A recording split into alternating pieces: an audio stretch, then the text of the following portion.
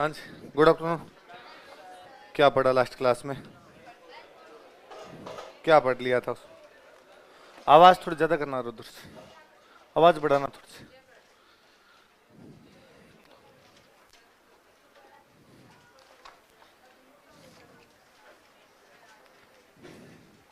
इमारतें नहीं लिखवाई थी, बस बस ठीक।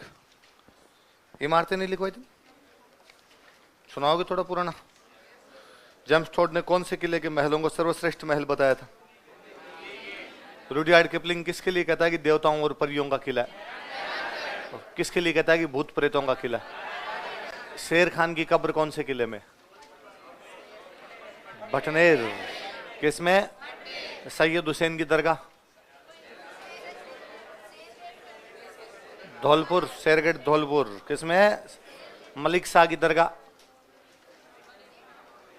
मलिक शाह की दरगाह नहीं पढ़ी? अच्छा आगे आ जाएगी, चलो। सदरुद्दीन की दरगाह कहां पे? रणथंभौर के अंदर। हमीदुद्दीन की दरगाह? भूरे खान की मजार मेहरानगढ़ कहां पर है? दलपत सिंह और उसकी 6 रानियों के स्मारक 37 बुर्जें किसमें? जूनागढ़। 52, 14, 99। राजस्थान का सबसे बड़ा आवासीय किला? दूसरा बड़ा आवासीय किला? जिनभद्र सूरी भंडार, अंधेरी बावड़ी, नवलखा दरवाजा, नवलखा भंडार, बुलंद दरवाजा, 36 किलोमीटर का परकोटा। टोड के अनुसार आगरा के बाद सबसे बड़ा परकोटा? कोटा कौन सी नदी किनारे? काली सिंध और आहू के किनारे? बाणगंगा और रूपा रेल के किनारे? कौन सा? गंभीरी और बेड़च के किनारे? चित्तौड़ में कौन सी विशेषता नहीं है? सोनारगढ़ कौन सा कहलाता है? ऐसी मूवी किसने बनाई थी? सत्यजीत। किसने कहा था वहां तक जाने के लिए पत्थर की टांगे चाहिए? अबुल फजल किसको बख्तरबंद किला कहता है? किसकी ऊंचाई के लिए कहता है कि पगड़ी गिर जाती है? जेम्स टोड ने कुंभलट की तुलना किससे की थी? एट्रुस्कन। किससे की थी? चलो आगे लिखते।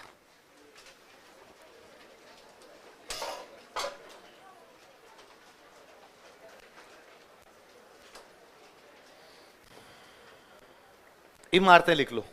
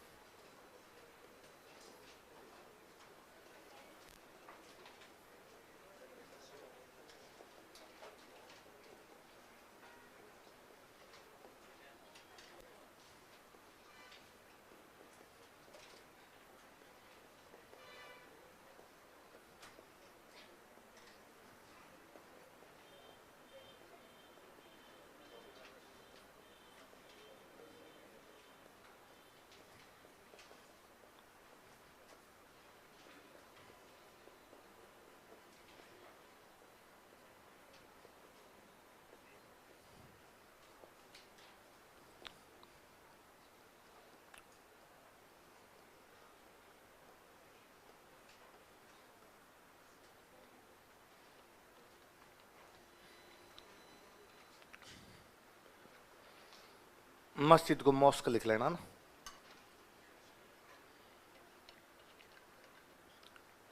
इतना रजिस्टर बचा के क्या करना है आपने? है रजिस्टर ही नहीं आज? क्यों, कहां गया?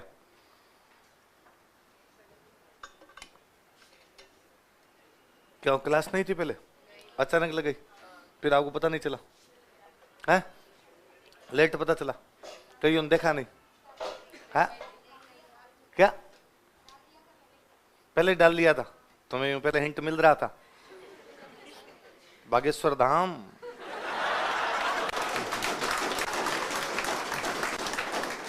है ना? और ऐसी कोई और बात हो तो मैं बता देना तुम। अच्छा अच्छा, मैं मुझे लगा तुम रजिस्टर बैग में पहले से ही डाल दिया था। इधर मुझे पता ही था क्लास होगी, मैंने डाल दिया था। अच्छा, उस पे आ गया था, टेलीग्राम चैनल पे आ गया होगा। क्लास कितने बजे आ गया था? चलो, कौन कौन से महल है? 2 महल बताओ देखिए। 2 रानी हुए, रानी किशोरी, रानी लक्ष्मी, तो उनके नाम पे 2 क्या बन गए? महल। एक कोठी क्या बनी हुई है? वजीर। मंदिर 3 मंदिर है, कौन कौन से? गंगा मंदिर, लक्ष्मण मंदिर, गंगा गंगा नदी, गंगा मंदिर है। लक्ष्मण मंदिर, लोग राम जी के मंदिर बनाया, किसका बना हुआ है? लक्ष्मण बिहारी जी, भगवान कृष्ण हो ही गए। एक किले के बाहर एक मस्जिद बनी है, जो कौन सी आपकी? याद रखेगी बात। चलो अगला लिखो, बयाना का किला।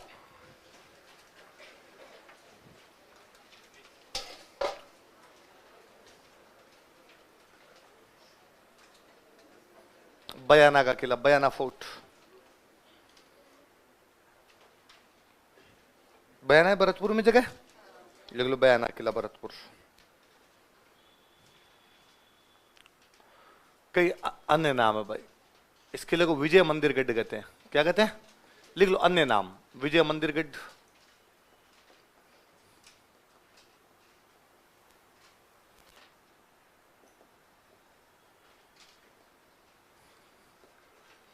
बादशाह का किला कहते हैं, बादशाह फोर्ट।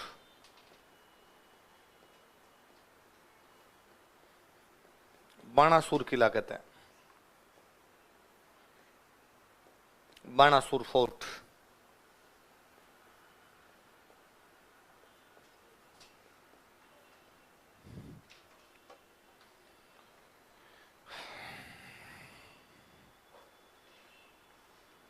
कौन कौन से बताओ देखिए? विजय मंदिरगढ़, बादशाह का किला और बाणासुर किला, है ना। अच्छा, कहते हैं कि यहाँ पर देखो, मैंने एक बीच में बुक लिखवाई थी आपको, नल सिंह की बुक, विजयपाल रासो। मैंने कहा था बयाना के राजा विजयपाल जादौन के बारे में जानकारी देती है। तो बयाना का किला बनाने वाला विजयपाल जादौन है। किसने बनवाया था? विजयपाल जादौन ने बनवाया था। कौन सा किला? बयाना। 1040 ईस्वी में। कब बनवाया था? अच्छा, विजयपाल जादौन ने बनवाया, इसलिए किले का नाम हो गया विजय मंदिरगढ़। क्या नाम हो गया? याद रह जाएगी बात, लिख लो 1040 ईस्वी में।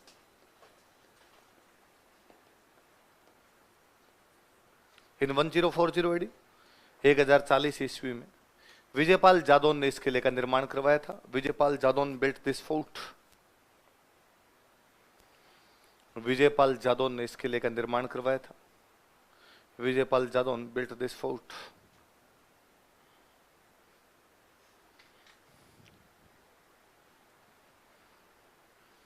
विजयपाल जादौन ने इस किले का निर्माण करवाया था। Vijaypal Jadaun built this fort. कौन सा किला बनवाया है? बयाना किला। इमारतें लिख लो, और कोई ज्यादा बड़ी बातें नहीं, इमारतें लिखो। अकबर के टाइम की कोई एक छतरी बनी हुई है इसके अंदर, इसलिए नाम पड़ गया अकबरी छतरी।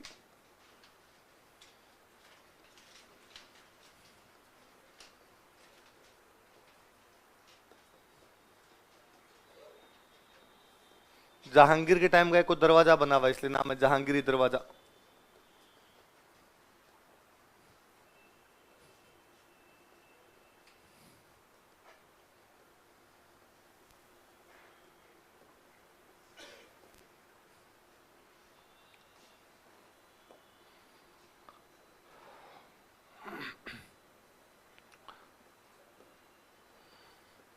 दो मीनारें बनी हुई है, एक लोधी मीनार।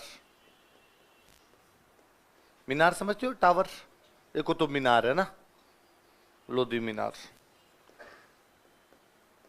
दाऊद खान की मीनार।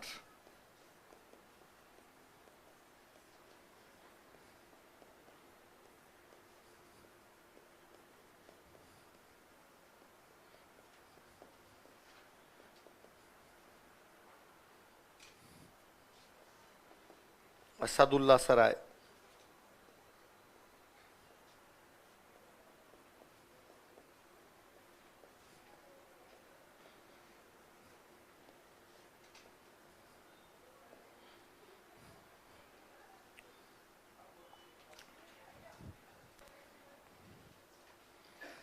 क्या क्या बताओ देखिए? अकबरी छतरी, जहांगीरी दरवाजा, लोधी मीनार, दाऊद खान की मीनार और सादुल्ला सराय। दोबारा बोलो नाम एक बार। अकबरी छतरी, जहांगीरी दरवाजा, लोधी मीनार, दाऊद खान की मीनार। किस में है ये? बयाना। अगला लिखो, बाला किला अलवर में।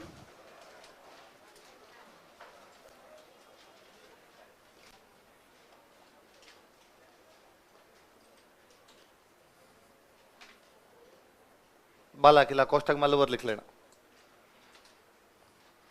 आपने पढ़ते हैं आमेर पे कब्जा करने वाला पहला कछवाहा था काखिल देव। कौन था? इसलिए मैंने बताया कि आमेर का एक नाम है काखिल गढ़, पढ़ा था। काखिल देव का एक बेटा हुआ, उस बेटे का नाम था ए लघुराय। क्या नाम था? ए लघुराय ने किला बनवाया था। तो इस किले का निर्माण करवाने वाला कौन है? ए लघुराय। ए लघुराय किसका बेटा है? देख लो, काखिल देव के पुत्र ए लघुराय ने इस किले का निर्माण करवाया था। काखिल देव सन ए लघुराय बिल्ड दिस फोर्ट। काखिल देव के पुत्र ए लघुराय ने इस किले का निर्माण करवाया था।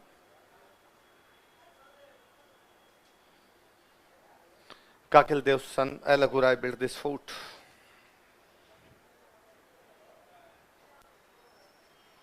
ए लघुराय ने इस किले का निर्माण करवाया था। बाद में यह किला कब्जे में आ गया था निकुंभ चौहानों के। किसके कब्जे में आ गया? चौहानों की एक ब्रांच होती है, कौन से चौहान होते हैं? निकुंभ। तो निकुंभ चौहानों ने इस किले का पुनर्निर्माण करवाया। लिखो, निकुंभ चौहानों ने इस किले का पुनर्निर्माण करवाया था। Nikumbh Chauhans rebuilt this fort.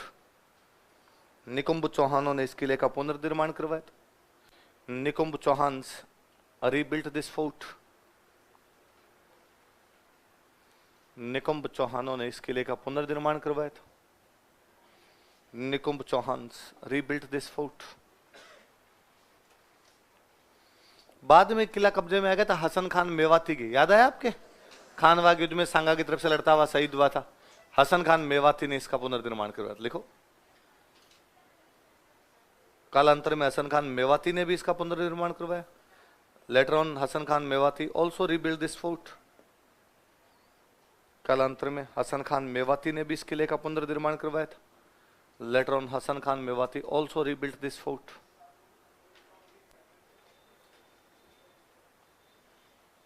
तो बनवाने वाला कौन था? लघुराय। बाद में पहले निकुंभों ने करवाया, बाद में किसने करवा लिया? हसन खान। बाबर जब अपने खानवा वाला युद्ध जीत जाता है तो खानवा युद्ध जीतने के बाद इस किले के अंदर रुका था, 7 दिन तक यहीं इस किले के अंदर रह के गया था। और अपने बेटे को हुमायूं को उसने मत्स्य का खजाना दिया। कौन सा खजाना दिया भाई? ये मत्स्य प्रदेश था, तो यहां से उसको जो भी धन मिला उसको बोलते हैं मत्स्य का खजाना। क्या बोलते हैं? तो किसको देता है वो? हुमायूं। तो हुमायूं को तो खजाना देता है और किला अपने एक दूसरे बेटे को दे देता। बेटे का नाम था हिंदाल। क्या नाम था? तो खजाना तो किसको दिया और किला किसको दिया? लिखो, खानवा जीत के बाद after victory of Khanwa, Khanwa जीत के बाद after victory of Khanwa, Khanwa जीत के बाद after victory of Khanwa, Babur इस किले में 7 दिनों तक रुका था। Babur stayed here for 7 days. Babur इस किले में 7 दिनों तक रुका था। Babur stayed here for 7 days.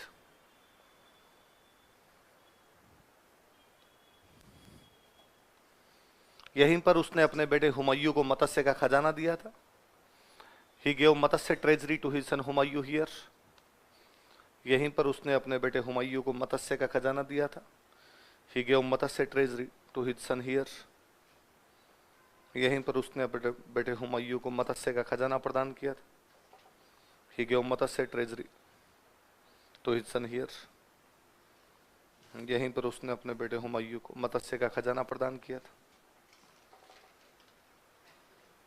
तथा यह किला अपने बेटे हिंदाल को सौंप दिया था। And handed over this fort to his son Hindal.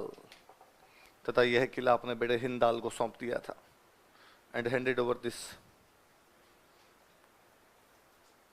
Fort to Hindal, his son Hindal. तथा यह किला अपने बेटे हिंदाल को सौंप दिया था। किसको सौंप दिया था? हिंदाल। किसने? इमारतें लिख लो।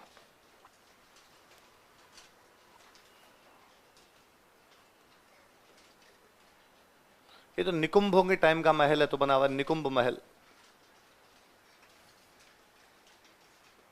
निकुंभ पैलेस। 15 बुर्जें, 15 बड़ी बुर्जें और 52 छोटी बुर्जें, दोनों लिख लेना। बिग और स्मॉल?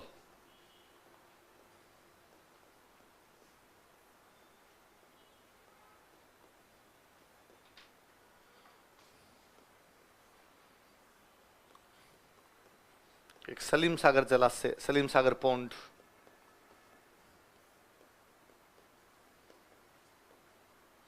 एक सूरज कुंड है,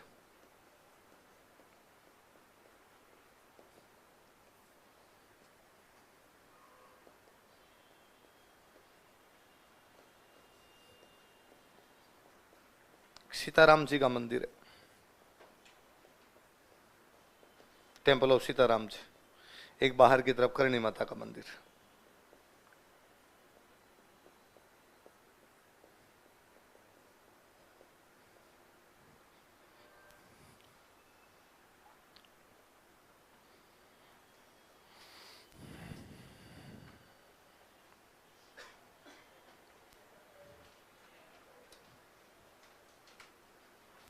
कौन कौन से मंदिर बताओ देखे? निकुंभ महल, 15 छोटी बुर्जें और 52 बड़ी बुर्जें। कौन सा तालाब है? सलीम सागर पॉन्ड है। एक और कौन सा कुंड है? सूरज। कौन कौन से 2 मंदिर है? सीताराम जी का मंदिर और बाहर की तरफ किसका मंदिर है? करणी माता का मंदिर।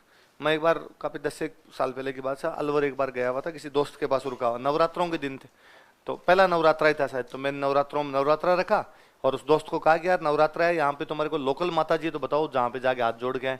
तो उसने कहा हमारे लोकल माता जी है करणी माता। मैं कहा यार ये नहीं हो सकता, करणी माता हमारी है। मैं बीकानेर का, यार करणी माता का तुम्हारे से क्या लेना देना है, और बीकानेर से अलवर डायरेक्ट बस भी नहीं आती, तो करणी माता किधर से आ जाएगी तुम्हारे, तुम लोकल माता जी। उसने कहा अरे यही है, अलवर के लोग सबसे अधिक यदि किसी माता जी के जाते हैं तो करणी माता के जाते हैं, इवन हमारी रॉयल फैमिली तक पूरी पूरी करणी माता की जाती है, तू चल ले। और वो मेरे को ले गया, यार वाकई पहले नवरात्रि को भयंकर भीड़ लगी और सच में करणी माता का मंदिर। मैंने पूछा उससे कि ये कैसे क्या बना है यहाँ पर, तो उसने कहा ये तो नहीं पता, पर है यार कई पीढ़ियों से हमारे तो यहाँ पर। फिर इधर उधर मैंने कहीं टटोला तो पता चला कि अलवर में एक राजा वे बख्तावर सिंह। कौन राजा वे? एक दिन सुअर का शिकार करने के लिए गए, सुअर की गोली मारी, सुअर गोली मरने के बाद मरा नहीं, घायल होकर भाग गया। अब उसके खून टपक रहा था, वो टपकता टपकता खून किसी सूफी संत की दरगाह के पास से वो सुअर निकला, वो सूफी संत की दरगाह पे सुअर का खून ही खून हो गया। मुसलमानों के लिए सुअर हराम होता है, और उस संत ने श्राप दिया कि जिस किसी ने ये सुअर का मेरी तरफ भेज दिया, इसका खून यहाँ पे टपका दिया है, वो बीमार हो जाए। और कहते बख्तावर सिंह का भयंकर पेट दर्द करे, भयंकर वाला। बख्तावर सिंह ने पूछा भाई डॉक्टर को दिखाया, ओझा तांत्रिक तंत्र मंत्र वाले सारे दिखाए, लेकिन पेट दर्द ठीक होने का नाम नहीं। क्यों हो रहा है पेट दर्द? पता चला कि साहब फलाने फलाने संत ने आपको श्राप दिया है कि आपने उधर सुअर का भेज दिया था, खून टपक गया उसका वहां पर, इसलिए उसने श्राप दे दिया, इसलिए पेट दर्द हो रहा है। बख्तावर सिंह ने कहा कि यदि मुसलमानों में एक संत इतना प्रभावी है कि मुझे श्राप देके पेट दर्द करवा सकता है, तो हिंदुओं में कोई तो एंटीबायोटिक होगी, कोई तो इलाज भी करता होगा। तो एक वहां चारण कवि बैठे थे, उन्होंने कहा कि साहब कलयुग के अंदर एंटीबायोटिक का काम करने वाली करणी माता है, करणी माता का नाम लो तो 2 मिनट में आपका ठीक हो। पर सर आप अलवर वाले करणी माता को जानते भी नहीं तो आप नाम क्यों लोगे? बख्तावर सिंह ने कहा जानना नहीं जानना छोड़ो, करणी माता के नाम से ठीक होता है तो मैं करणी माता का नाम लेता हूँ। माता जी ये यदि मेरा पेट दर्द ठीक हुआ मैं तेरी फेरी लगा के जाऊंगा। हाथों हाथ चमत्कार को नमस्कार है। बख्तावर सिंह का पेट दर्द समाप्त होता है। बख्तावर सिंह जी देशनोक पधारते हैं, करणी माता के धोख लगाते हैं। देशनोक मंदिर में आज भी जो माता जी के मंदिर के ऊपर की छतरी है, जो छत्र बना हुआ है, सोने का छत्र है, वो बख्तावर सिंह जी चढ़ा के गए थे। बख्तावर सिंह जी वापस लौटे, अलवर में किसका मंदिर बनवाया? तो याद रहेगा करणी माता किधर से किधर आ गई, हमने पेट दर्द के चक्कर में बीकानेर से कहा बाला किला, याद रहेगा? आगे लिखो।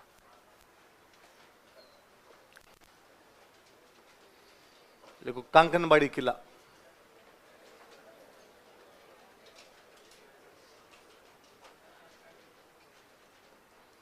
कांकनबाड़ी फोर्ट। अगला लिखो।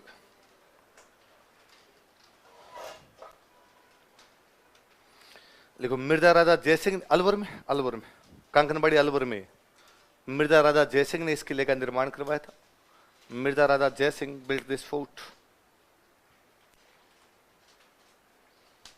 मिर्जा राजा जयसिंह ने इस किले का निर्माण करवाया था। Mirza Raja Jaisingh built this fort. Mirza Raja Jaisingh ने इस किले का निर्माण करवाया था। औरंगजेब का भाई था दारा सिको, कौन से किले में शरण लेता है? लिखवाया था मैंने, शायद नहीं लिखवाया, लिखवाया? बताओ तो कहां लिखवाया? कौन से किले में शरण ली दारा सिको? लिखवाया कि नहीं लिखवाया पहले ये बताओ। देखो देखे तुम पहले तो ये याद नहीं आ रहा कि लिखवाया कि नहीं लिखवाया। लिखवाया तो वो दोराई वाला युद्ध हारता है। दोराई वाला युद्ध हारने के बाद में शरण कहां पे लेता है?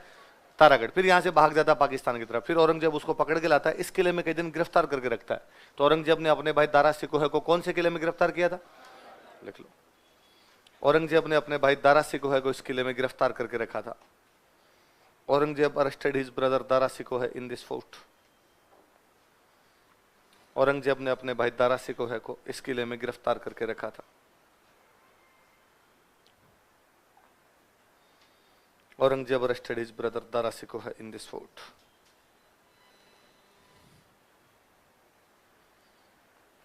अपने भाई दारा सिकोह को इस किले में रखा था। किसको रखा था? दारा। दारा कौन से किले में? कांकन। एक पुराने बेच में बीच में मैंने क्या 2-3 साल ये किले पढ़ाने बंद कर दिए थे। मैं क्या करता यार, इतने सारे किले हैं, मैं नोट्स दे देता टाबरों को और नोट्स देके मैं कहता मैं बोल बोल के समझा दूंगा तुम्हें, तुम देख लो नोट्स के अंदर कोई चीज़ समझ में नहीं आए तो मेरे से पूछ लो। तो ठीक है, वह जल्दी हो जाते थोड़े से। पर फिर मुझे पता चला कि घर पे जाके खुद तो पढ़ते हैं नहीं, तो फिर मैं लिखवा ही देते हैं यार, तो मैंने लिखवाना शुरू कर दिया। तो एक किसी बैच के अंदर मैं नोट्स देके पढ़ा रहा था, तो नोट्स वाले मामले में थोड़ी हमारी गड़बड़ी थी कि हिंदी मीडियम के नोट्स अलग किसी बैच के लिए आए, इंग्लिश मीडियम के नोट्स अलग किसी बैच के लेके आ गए।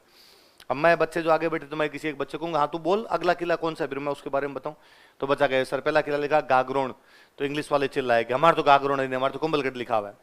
अब उस क्लास में कुंभलगढ़ से शुरू कर लिया होगा यार किसी क्लास के अंदर। अब मैं दूसरा मैं पूछूं कौन सा हो गया रणथंबोर, वो इंग्लिश वाला चिल्लाएगा हमारा रणथंबोर नहीं सर हमारे चित्तौड़ लिखा हुआ है।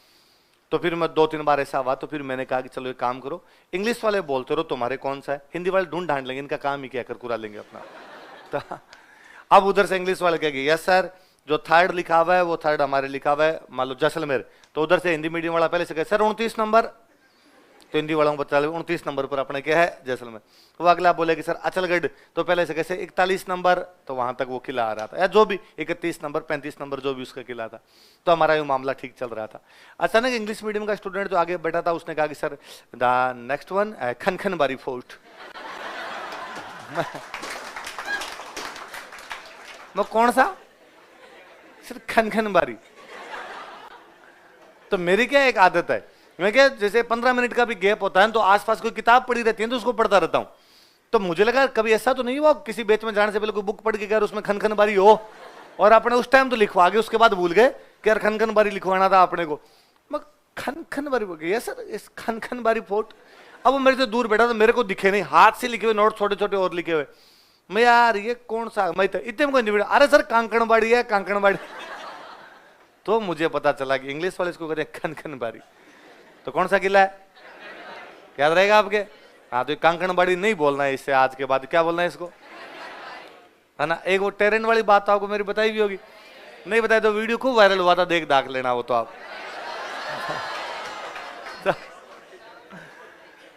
तराइन को अंग्रेजी वाले कहते हैं टेरेन, टेरेन, और टेरेन ही होता है वो, इंग्लिश में इनकी स्पेलिंग भी ऐसी है, उसको बोलते भी टेरेन है।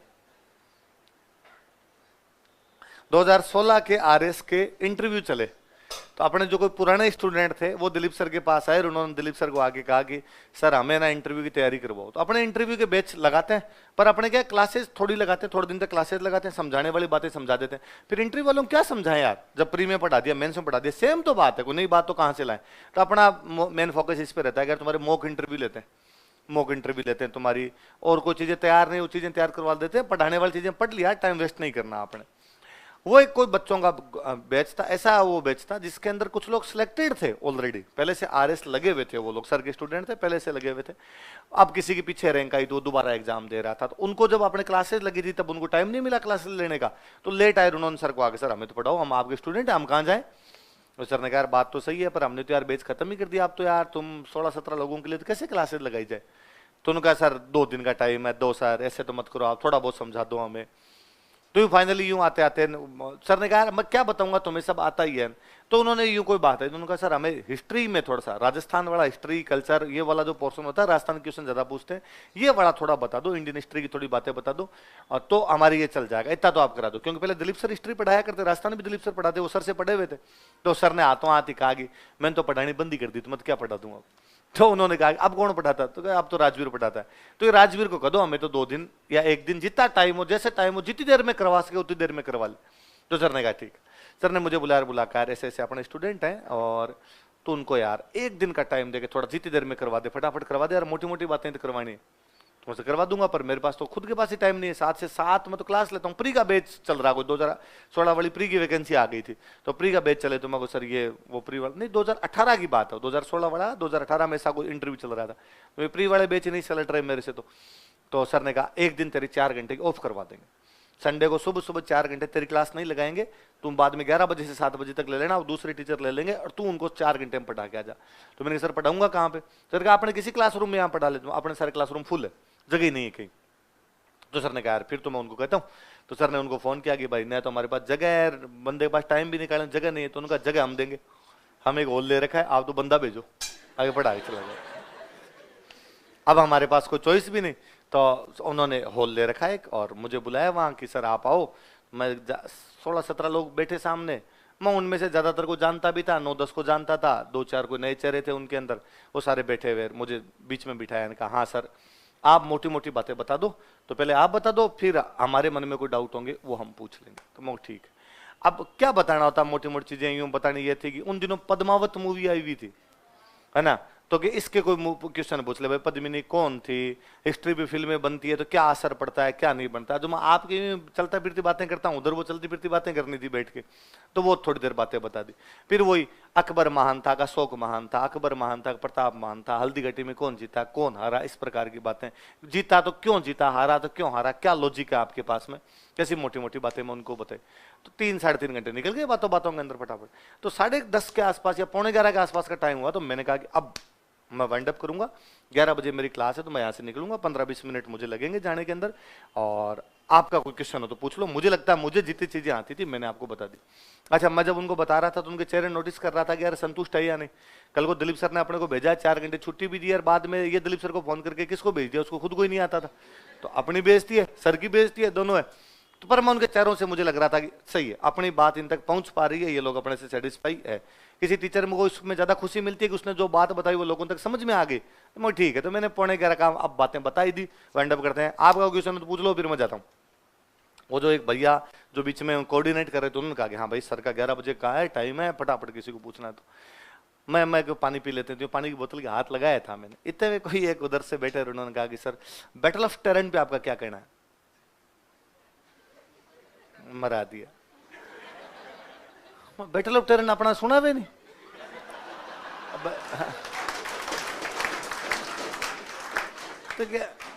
तो मुझे ऐसे लगा, प्रथम दृष्टया ऐसा लगा कि या तो ये गलत बोल गई और या अपने सुनने में कुछ ना कुछ गलती रही। थोड़ा सा वापस बोल लेगी, आपने ढंग से सुनेंगे तो हो जाएगा। तो मैंने पानी की बोतल हाथ में लेते कहा कि हाँ यस, क्या क्या क्या पूछा आपने, कि सर वो बैटल ऑफ टेरन पे आप थोड़ा और बता देते तो थोड़ा ठीक रहता।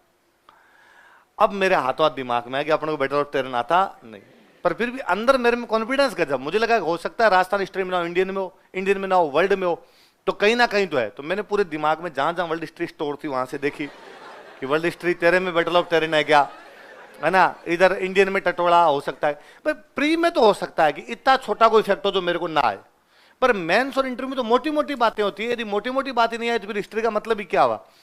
तो मैं यार बैटल ऑफ टेरन तो कभी सुना हुआ ही नहीं है। तो अब मैं समझ गया कि अपने को आ तो नहीं रहा, पर यदि मैं उनको यह कह दूं कि मुझे नहीं आ रहा, तब तो 3.25 घंटे की मेहनत पे पानी है। मैं ये कहना नहीं चाहता, मेरी आत्मा गवाही नहीं देगी, मैं उनके सामने स्वीकार करूंगी मुझे बैटल ऑफ टेरन नहीं आता है।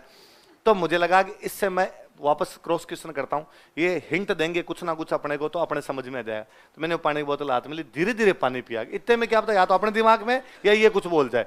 और मैंने कहा हाँ, तो क्या बताऊं, बैटल ऑफ टेरन पे तो बताने के लिए कुछ है भी नहीं।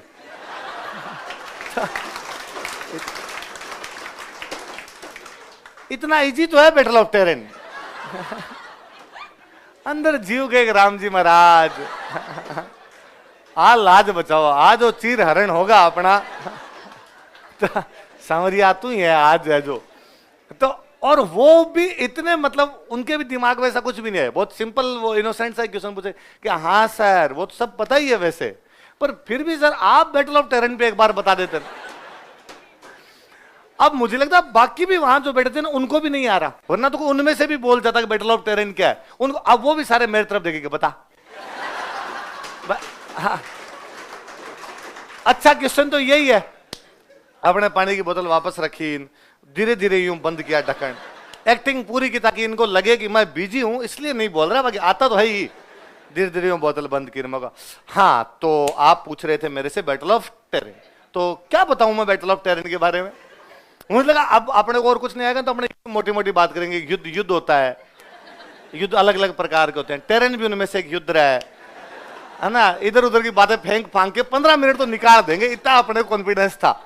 तो मैंने कहा हाँ क्या बताया जाए बैटल ऑफ टेरेन पे, एग्जैक्ट आप क्या पूछना चाहते हैं बैटल। तो उसके मुंह से निकला अचानक कि सर वो पृथ्वीराज, अरे मैं रुके मैं बैटल ऑफ टेरेन पे आधा घंटा खाऊंगा, अगली क्लास लेट हो बेइज्जती नहीं करवाएगा भाई आज अपने।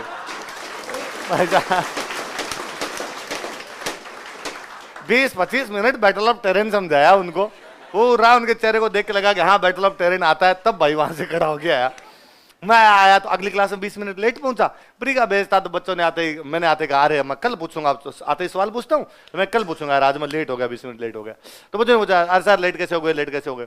तो मैंने कहा, तो मैंने उनको किस्सा सुनाया कि आज यार बेइज्जती होती बची है, वरना नागा कर लेते आज तो इज्जत के कांगरे उड़ जाते यार फालतू में। 5 मिनट पृथ्वीराज कहते भाई पृथ्वीराज चौहान वाला नहीं आ रहा इस आदमी को। और मैंने कहा तुम अंग्रेजी वालों, तुम्हारे लाए लगे बास्ते लगे, तुम तराइन को टेरेन कैसे बोल सकते हो रे। तराइन होता है, इसको कोई टेरेन नहीं कहेगा। कई तो हिंदी मीडियम वालों का टेरेन होता है टेरेन, आज के बाद अपने भी इसको टेरेन करना। संयोग से उसी साल आईएएस के पेपर में क्वेश्चन आया और उसमें हिंदी में लिखा हुआ टेरेन के युद्ध का महत्व बताइए।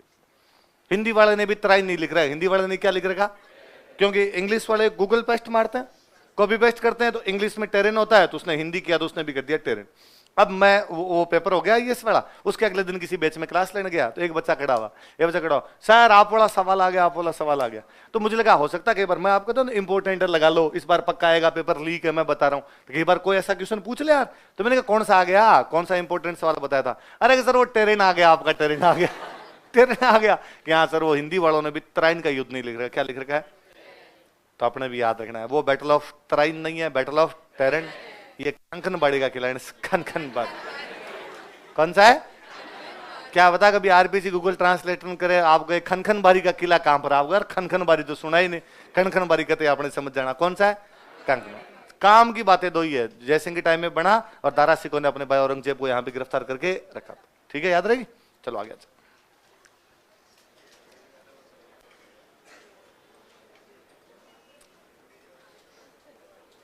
लिखो माधोराजपुरा किला।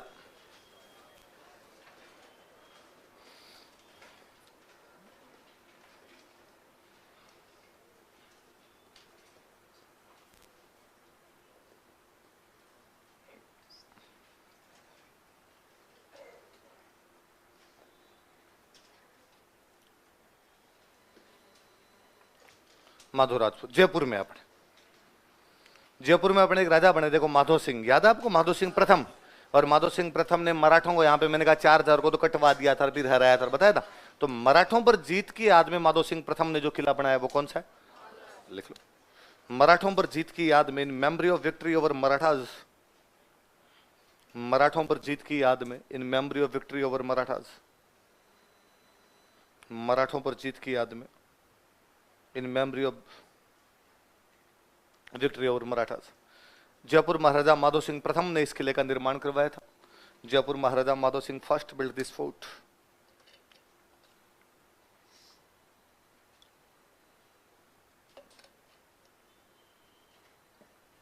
माधो सिंह प्रथम ने इस किले का निर्माण करवाया था। Madho Singh first build this fort.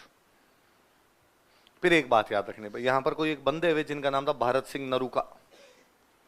कौन थे, भारत सिंह नरूका।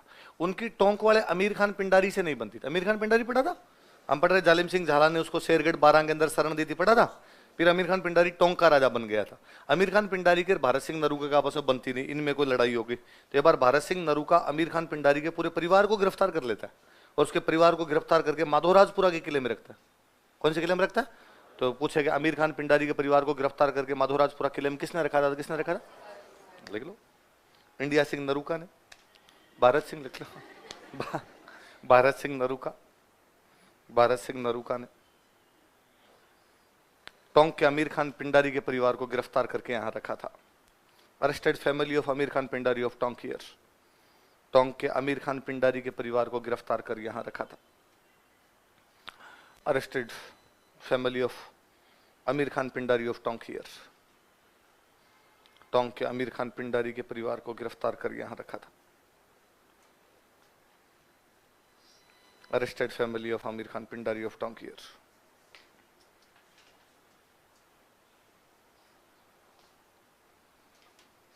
लिख लो चोमू का किला।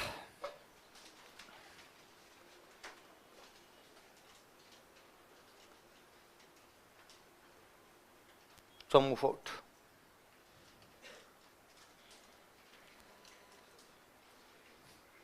अन्य नाम लिख लो।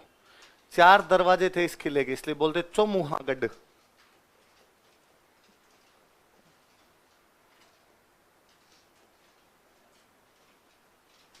क्या बोलते?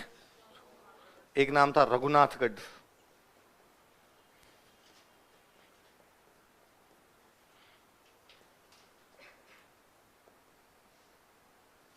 एक नाम था दहरागढ़।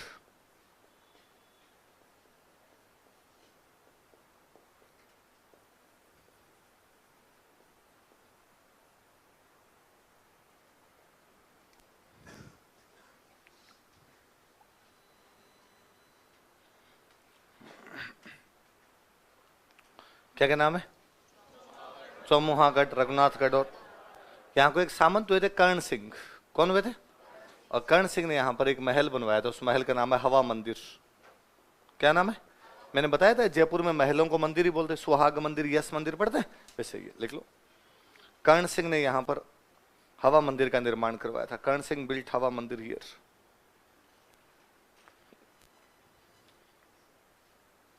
कर्ण सिंह ने यहाँ पर हवा मंदिर का निर्माण करवाया था।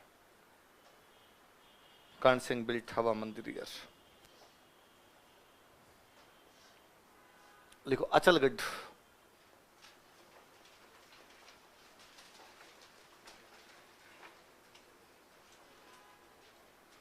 अचलगढ़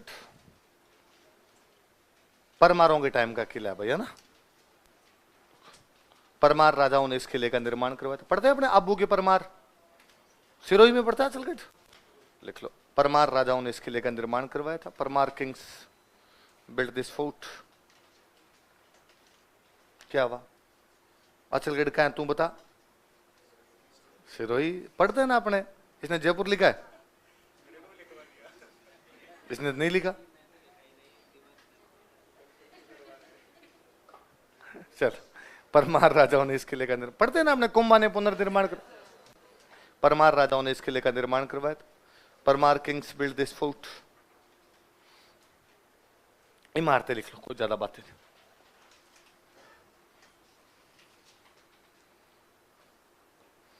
एक बुर्ज है खतरे की सूचना देने वाली बुर्ज, वार्निंग अलर्ट बुर्ज। सायरन बज जाता है परमारों के टाइम की। वार्निंग अलर्ट बुर्ज।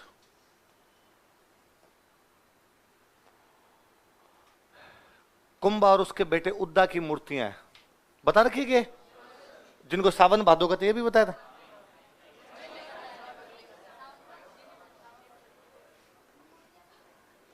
लिख लो कुंभ व उद्दा की मूर्तियां,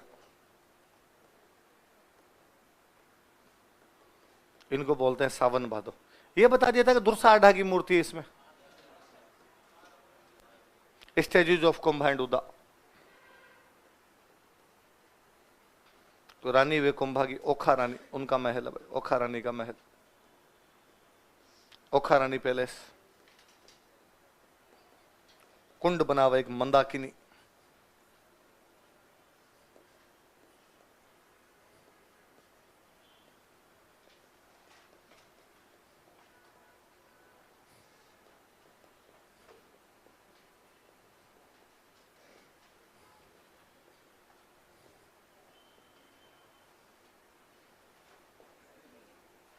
भावरा थल,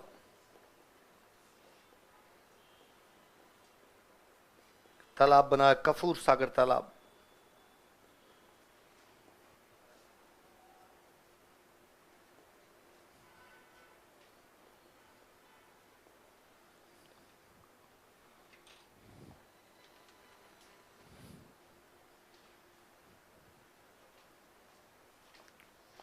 एक मंदिर अचलेश्वर मंदिर,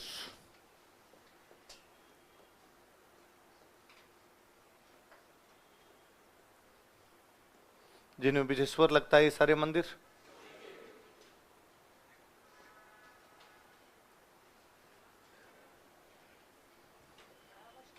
है। हाँ, धारावर्ष की मूर्ति। हाँ, बागेश्वर वो बालाजी का भाई है। किसी टाइम में शिव जी का मंदिर रहा होगा वहां, वहां बालाजी का मंदिर बना, इसलिए बागेश्वर धाम है भाई। एक जगह है शिव जी के नाम पर, जगह का नाम पड़ा, कालांतर में को बालाजी का मंदिर बनाएगा, जगह का नाम तो बागेश्वर ही रहेगा। तो बागेश्वर धाम है, न कि उस बालाजी वाले मंदिर का नाम बागेश्वर मंदिर है। मंदिर वो तो बालाजी मंदिर ही है। तो और कौन सा आपका अचलेश्वर। अच्छा, ये जो अचलेश्वर मंदिर है, नॉर्मली क्या होता है कि शिव जी के मंदिर में शिवलिंग की पूजा होती है, अचलेश्वर मंदिर में शिव जी के अंगूठे की पूजा की जाती है। लिख लो, अचलेश्वर मंदिर के आगे लिखो,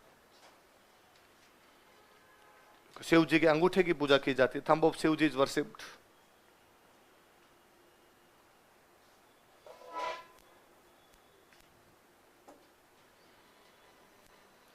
शिव जी के अंगूठे की पूजा की जाती है। किसकी पूजा की जाती है? शिव जी के अंगूठे। एक देखो इसमें जगह का नाम लिखा है मैंने, भौरा थल। कौन जगह? कहते गुजरात में एक राजा हुआ था महमूद बेगड़ा। कौन राजा हुआ था? महमूद बेगड़ा। यहाँ ऊपर ये अचलेश्वर मंदिर बना हुआ, इसको तोड़ने के लिए जा रहा। तो जब महमूद बेगड़ा की सेना ऊपर तोड़ने के लिए जा रही थी, उसने कई मंदिर मंदिर तोड़वाए थे। इस मंदिर को तोड़ने के लिए जब जा रहे थे, तब रास्ते में एक जगह से भौरा मक्खियां निकली। क्या निकली? मक्खियां होती है, मक्खियां, मधुमक्खियां, जो बड़ी बड़ी गांव बड़ी बड़ी मक्खियों को बोलते भौरा मक्खी। तो भौरा मक्खियां निकली और उसके सैनिकों के ऊपर छा गई। तो उसके सैनिक नीचे दौड़े, उन्होंने हाथ जोड़े कि डोकरा तेरा मंदिर नहीं तोड़ेंगे, एक बार छोड़ हमें। तो जैसे तैसे करके अपनी जान बचा के, जहां से भौरा मक्खियां निकली उस जगह का नाम क्या? दो गुजरात के दो राजाओं, एक तो कुतुबुद्दीन शाह, याद है आप कुतुबुद्दीन शाह, कुंभा के टाइम में जो उधर से आक्रमण करता आपका, एक महमूद बेगड़ा। इन दोनों राजाओं ने यहाँ पर कई मंदिर वगैरह तोड़े थे। लिख लो ताकि इस बहाने याद रहेगा। लिखो, गुजरात के कुतुबुद्दीन शाह तथा महमूद बेगड़ा ने, कुतुबुद्दीन शाह एंड महमूद बेगड़ा ऑफ गुजरात,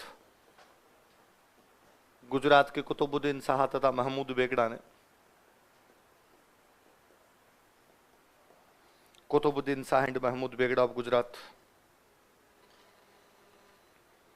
गुजरात के कुतुबुद्दीन शाह तथा महमूद बेगड़ा ने इस किले में कई मंदिर तोड़े थे। Demolished many temples in this fort। इस किले में कई मंदिर तोड़े थे। Demolished many temples in this fort। इस किले में कई मंदिर तोड़े थे। Demolished many forts in this fort। अगले को जालोर का किला।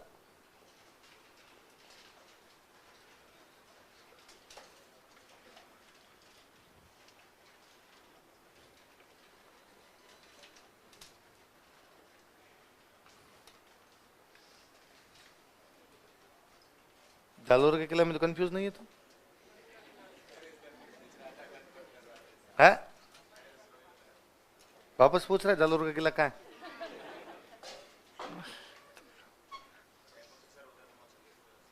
हाँ, है ना। जालोर, इसके बारे में दो बातें की जाती है। एक तो अपने गौरी शंकर हीराचंद ओझा है, ओझा जी तो कहते हैं ये किला बनाया हुआ है नागवट प्रतिहार का। किसका बनाया हुआ है? दशरथ शर्मा कहते हैं किला बनाया हुआ है परमारों का। किसका बनाया हुआ है? लिख लो, दशरथ शर्मा के अनुसार, अकॉर्डिंग टू दशरथ शर्मा, दशरथ शर्मा के अनुसार, अकॉर्डिंग टू दशरथ शर्मा, इस किले का निर्माण परमार राजाओं ने करवाया था। Parmar kings build this fort.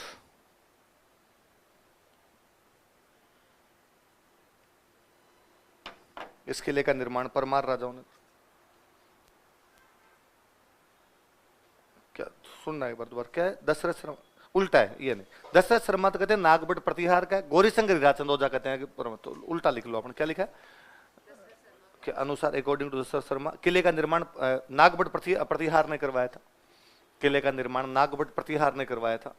नागवट Pratihar build this fort.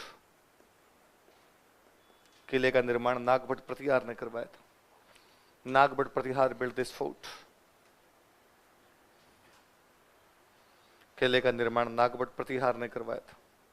Nagabhata Pratihar build this fort. लेकिन गौरीशंकर हीराचंद ओझा के अनुसार, but according to Gaurishankar Hirachand Ojha, लेकिन गौरीशंकर हीराचंद ओझा के अनुसार, but according to Gaurishankar Hirachand Ojha, यह किला परमार राजाओं द्वारा बनवाया गया था। Parmar kings build this fort. यह किला परमार राजाओं द्वारा बनवाया गया था। Parmar kings build this fort. अच्छा, कई बातें मेरी बताई हुई है कि सोनगिरी पहाड़ी पर बना हुआ था, इसलिए किले को बोलते थे सुवर्णगिरी। बताया हुआ सोनगिरी का किला है, सुवर्णगिरी के। तो इमारतें आ जाओ डायरेक्ट, अपना लिखो इमारतें।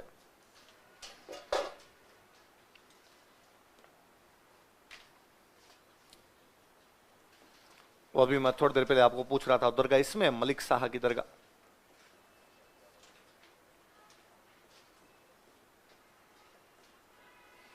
अलाउद्दीन खिलजी ने जब कब्जा किया तो यहां बनाई थी एक अलाई मस्जिद। पढ़ते ना, अलाउद्दीन खिलजी ने कब्जा करके नाम जलालाबाद कर दिया। अलाई मस्जिद, या इसको बोलते हैं तोपखाना मस्जिद।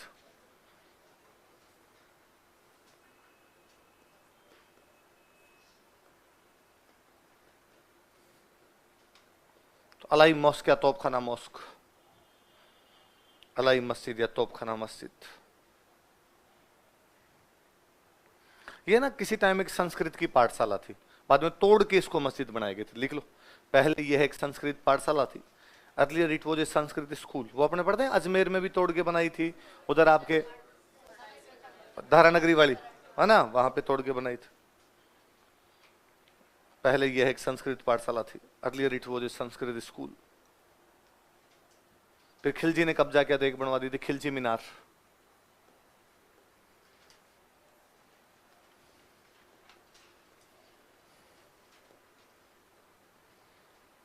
एक जैनों के टाइम का, जैनों का कीर्ति स्तंभ है, इस चित्तौड़ में जैन कीर्ति स्तंभ, इसमें भी बना हुआ है जैन कीर्ति टावर।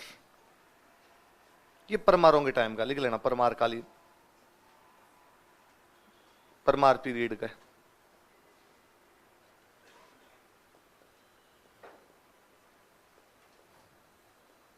चामुंडा माता मंदिर, चामुंडा माता टेम्पल, जोगमाया मंदिर, जोगमाया टेम्पल।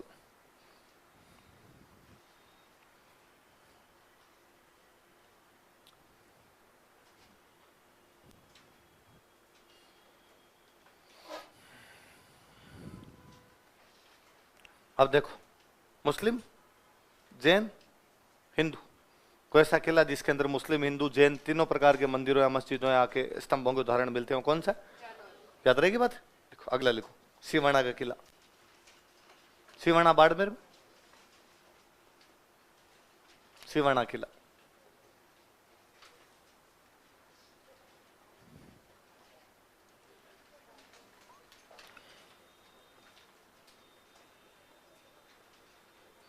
वीर नारायण परमार ने इस किले का निर्माण करवाया था। वीर नारायण परमार,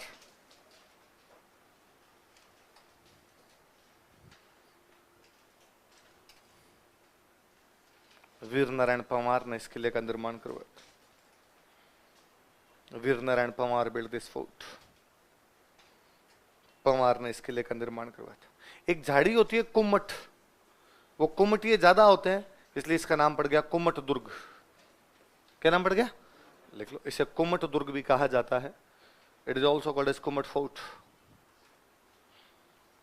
इसे कुम्मट दुर्ग भी कहा जाता है। It is also called as Kummat fort. कुम्मट झाड़ी होती है भाई, तो कुम्मट ये ज्यादा है इस क्षेत्र में, इसलिए क्या नाम पड़ गया? कुम्मट दुर्ग।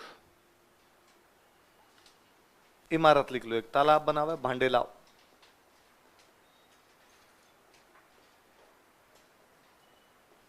लिख लो भांडेलाव तालाब, भांडेलाव पोंड।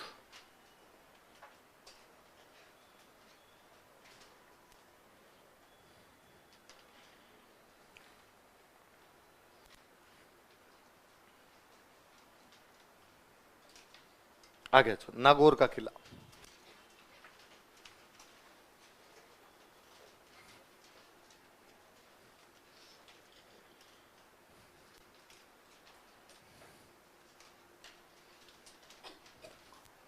अपने पृथ्वीराज चौहान के पिताजी का नाम क्या था? सोमेश्वर। तो सोमेश्वर के एक सामंत थे, उनका नाम था केमास। क्या नाम था? देखो अब मैं बताता हूं, केमास और भुवनमल दो मंत्री थे पृथ्वीराज चौहान के टाइम में। केमास का तो इसी का एक नाम और कदम्बवास। क्या बोलते हैं? एक ही मतलब केमास। इसने ये किला बनवाया था। लिखो, सोमेश्वर चौहान, चौहान राजा सोमेश्वर के शासन काल में, during regime of Chauhan king Someshwar, Chauhan राजा सोमेश्वर के शासन काल में, during regime of Chauhan king Someshwar, Chauhan राजा सोमेश्वर के शासन काल में केमास ने इस किले का निर्माण करवाया था। क्वेश्चन कदम्बवास भी लिख लेना आप। केमास बिल्ड दिस फोर्ट। केमास ने इस किले का निर्माण करवाया था। केमास बिल्ड दिस फोर्ट।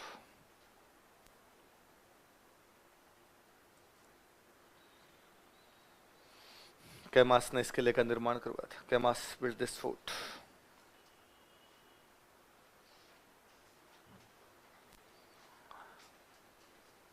इमारतें लिख लो। 28 बुर्जें बनी हुई। परकोटा डबल परकोटा है बाहर की तरफ, डबल रैम्पार्ट।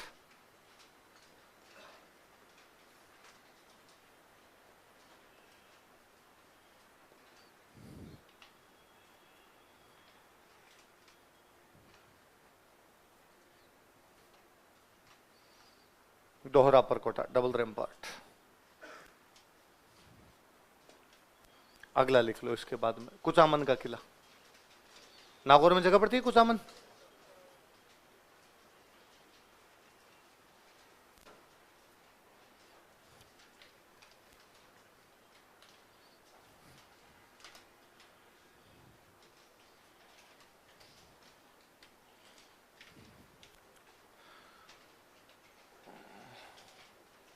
यहां के सामंत हुए थे को जालिम सिंह मेड़तिया।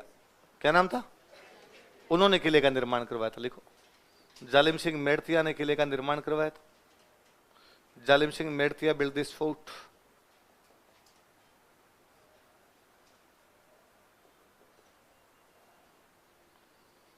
जालिम सिंह मेड़तिया ने किले का निर्माण करवाया था।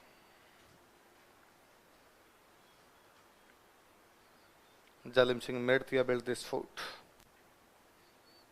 मेड़तिया ने किले का निर्माण करवाया था। देखो मैंने बताया चित्तौड़ किले के बारे में एक लाइन लिखवाई होगी शायद आप, किलों का सिरमौर बताया था आपने। सबसे अच्छा गढ़ है तो कौन सा गढ़ है? चित्तौड़। तो आपने कहते गढ़ तो चित्तौड़गढ़, बाकी सब। अच्छा, किले दो लोगों ने बनवाए, या तो बनवाए राजाओं ने या बनवाए जागीरदारों ने। किसने बनवाए?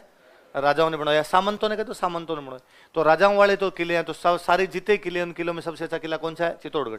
पर जागीरदारों ने जो किले बनवाए उनमें सबसे अच्छा यदि कोई किला तो वो कौन सा है? तो कुचामन राजा तो था नहीं, यहाँ पे सामंत बनते थे। सामंतों वाले किलों में सबसे अच्छा किला कौन सा है? लिखो, इसे जागीरी किलों का सिरमौर कहा जाता है। It is called as the supreme jagiri fort. इसे जागीरी किलों का सिरमौर कहा जाता है। It is called as the supreme jagiri fort.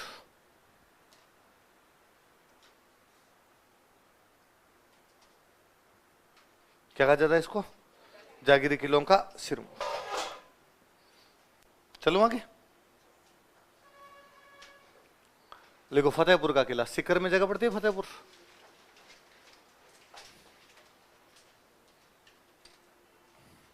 Fatehpur का किला।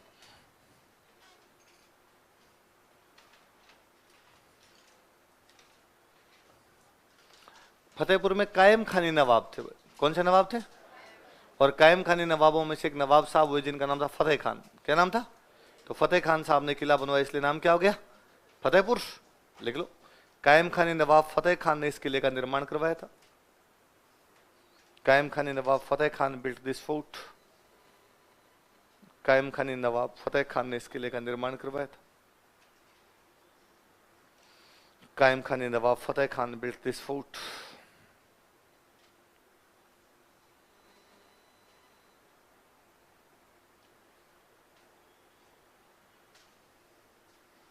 फतेह खान ने इस किले का निर्माण करवाया था। इमारतें लिख लो। एक महल बना, इसमें तेलिन का महल। एक बाहर एक दरगाह है, पीर निजामुद्दीन की दरगाह।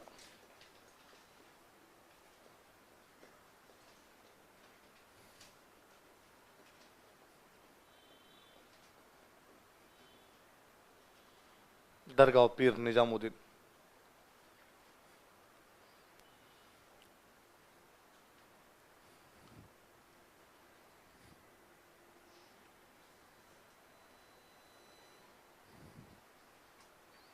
किसकी दरगाह? पीर निजामुद्दीन। कभी टाइम मिले तो एक मूवी देखना, एक बॉलीवुड की मूवी है जेड प्लस। कौन सी मूवी है वो? पूरी अपने फतेहपुर पे, बॉलीवुड की है, फतेहपुर पे बनी हुई है। तो उसमें बार बार एक डायलॉग है कि फतेहपुर वही आते हैं जिनको पीर बाबा बुलाते हैं। फतेहपुर वही आते हैं जिनको, कहानी भी ऐसी, भारत का प्रधानमंत्री फतेहपुर आता है पीर बाबा की दरगाह पे चादर चढ़ाने के लिए। उस टाइम उसको कुछ सिक्योरिटी कैसी होती है? जेड प्लस, प्रधानमंत्री की सिक्योरिटी जेड प्लस। तो जेड प्लस सिक्योरिटी की वजह से वहां के लोगों को क्या क्या नुकसान उठाने पड़ते हैं, उन पे जो मूवी बनी है, उस मूवी का नाम क्या है? आई बात समझ? तो देखना कभी आप। तो उसमें कौन से दरगाह की बात है? कौन सा महल बना हुआ है? किस में? देखो दोसा का किला।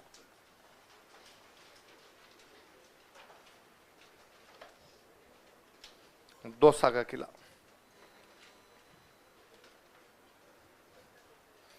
यह देवगिरी पहाड़ी पर बना हुआ है। It is located on Devgiri hill. यह देवगिरी पहाड़ी पर बना हुआ है। It is located on Devgiri हिल।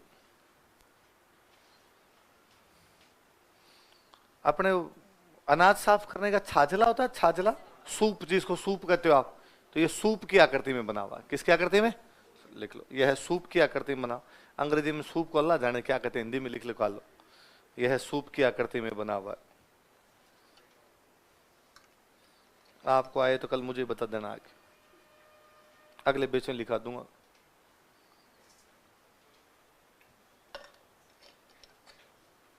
अगला लिखो मांडलगढ़।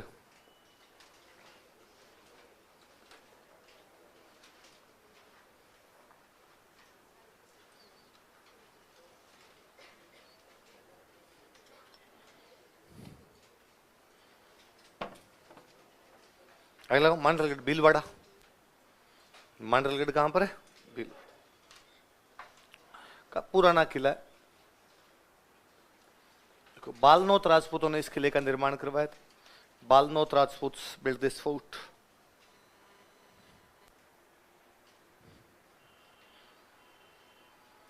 बालनोत राजपूतों ने इस किले का निर्माण करवाया था। बालनोत राजपूत बिल्ड दिस फोर्ट। मंडल आकृति में बना, कटोरा, कटोरा होता है एकदम सर्कुलर शेप में, गोल आकृति में बना हुआ, इसलिए मंडल आकृति में बना, इसलिए क्या कहलाया? मंडल। लिख लो, यह मंडल आकृति में बना हुआ है। It is built in circular shape. यह मंडल आकृति में बना हुआ है। It is built in circular shape. Haldighati वाले हमले से पहले मान सिंह इस किले में रुका, तो यहां पे रुकने के बाद फिर वो आगे हल्दीघाटी गया था। लिखो, हल्दीघाटी युद्ध से पहले, before battle of Haldighati. Haldighati युद्ध से पहले, बिफोर बैटल ऑफ हल्दीघाटी, मान सिंह इस किले में रुका था। मान Singh stayed in this fort. यहां स्टे किया उसने। मान सिंह इस किले में रुका था। मान Singh stayed in this fort.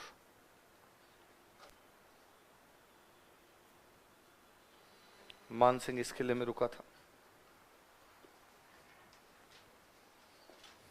इमारतें लिख लो।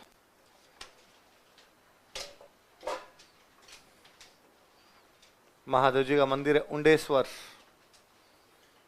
उंडे चले गए महादेव जी, थोड़े गहरे। कौन से हो गए? उंडेश्वर महादेव। एक जलेश्वर,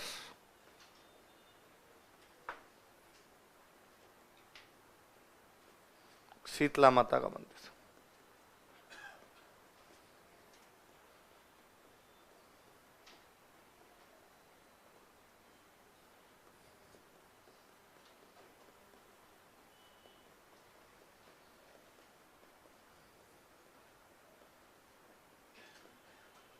सागर सागरी जलाशय। सागर सागरी पॉन्ड्स।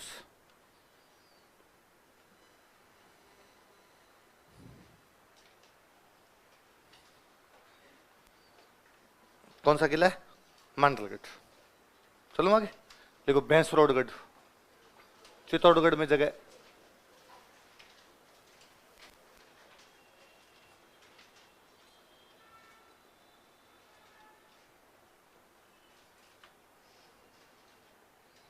भैंसरोडगढ़।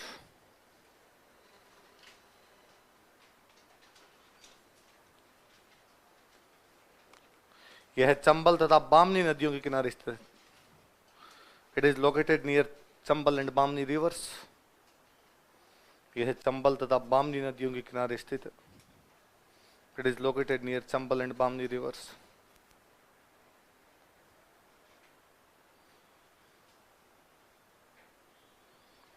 चंबल तथा बामनी नदियों के किनारे स्थित है।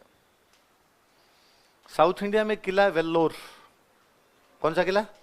वैसा वैसा ये इसलिए नाम पड़ गया राजस्थान का वेल्लोर। इसे राजस्थान का वेल्लोर कहा जाता है।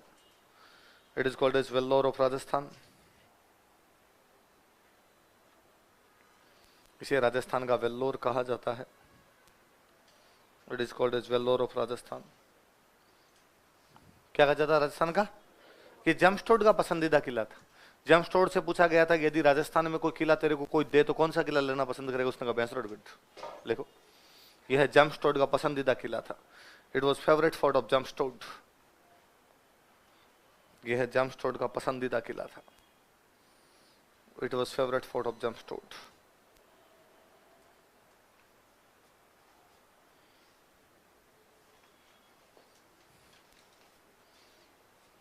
लिखो उंटाला का किला, उदयपुर में उंटाला फोर्ट, उंटाला किला।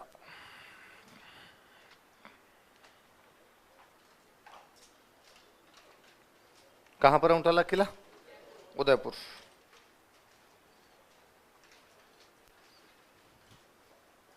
सुनना देखो मेरी बात। अमर सिंह फर्स्ट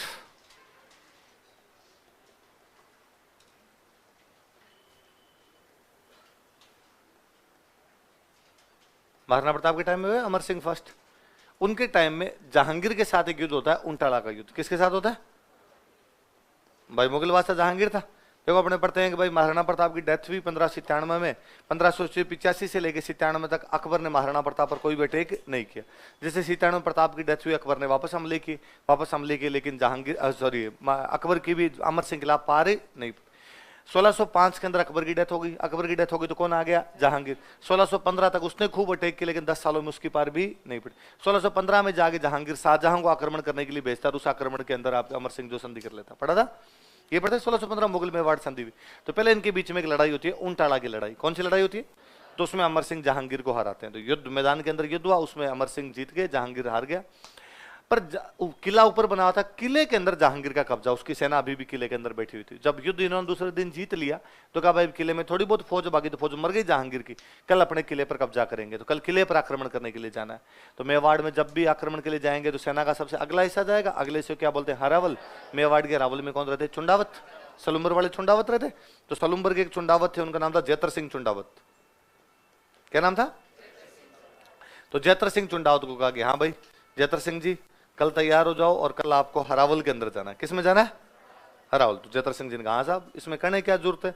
मेवाड़ की सेना जब भी जाएगी सबसे पहले हरावल जाएगी तो उसके अंदर चुंडावत जाएंगे। सलुम्बर वालों को ये मिला हुआ है कि साहब मेवाड़ के हरावल में हमेशा कौन रहेंगे? सलुम्बर वाले। तो एक महाराणा प्रताप के एक भाई हमने और पढ़े थे, शक्ति सिंह।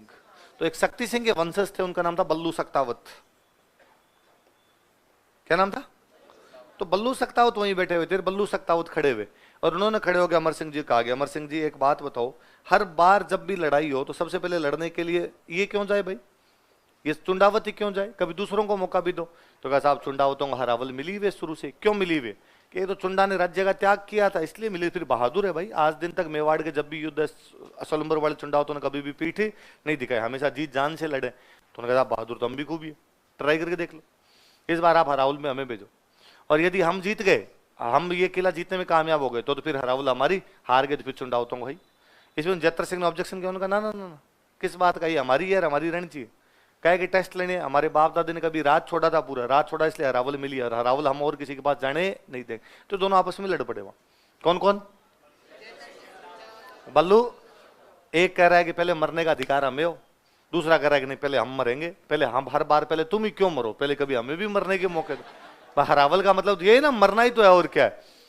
तो अमर सिंह को लगा सेनापति आपस में लड़ पड़े तो फूट पड़ जाएगी नहीं यार घर के अंदर ही। तो अमर सिंह ने कहा लड़ो मत, एक काम करो, कल दोनों हमले करो, अलग अलग साइड से हमले करो। जो पहले किले के अंदर घुस गया हरावल, उनकी कहा ठीक।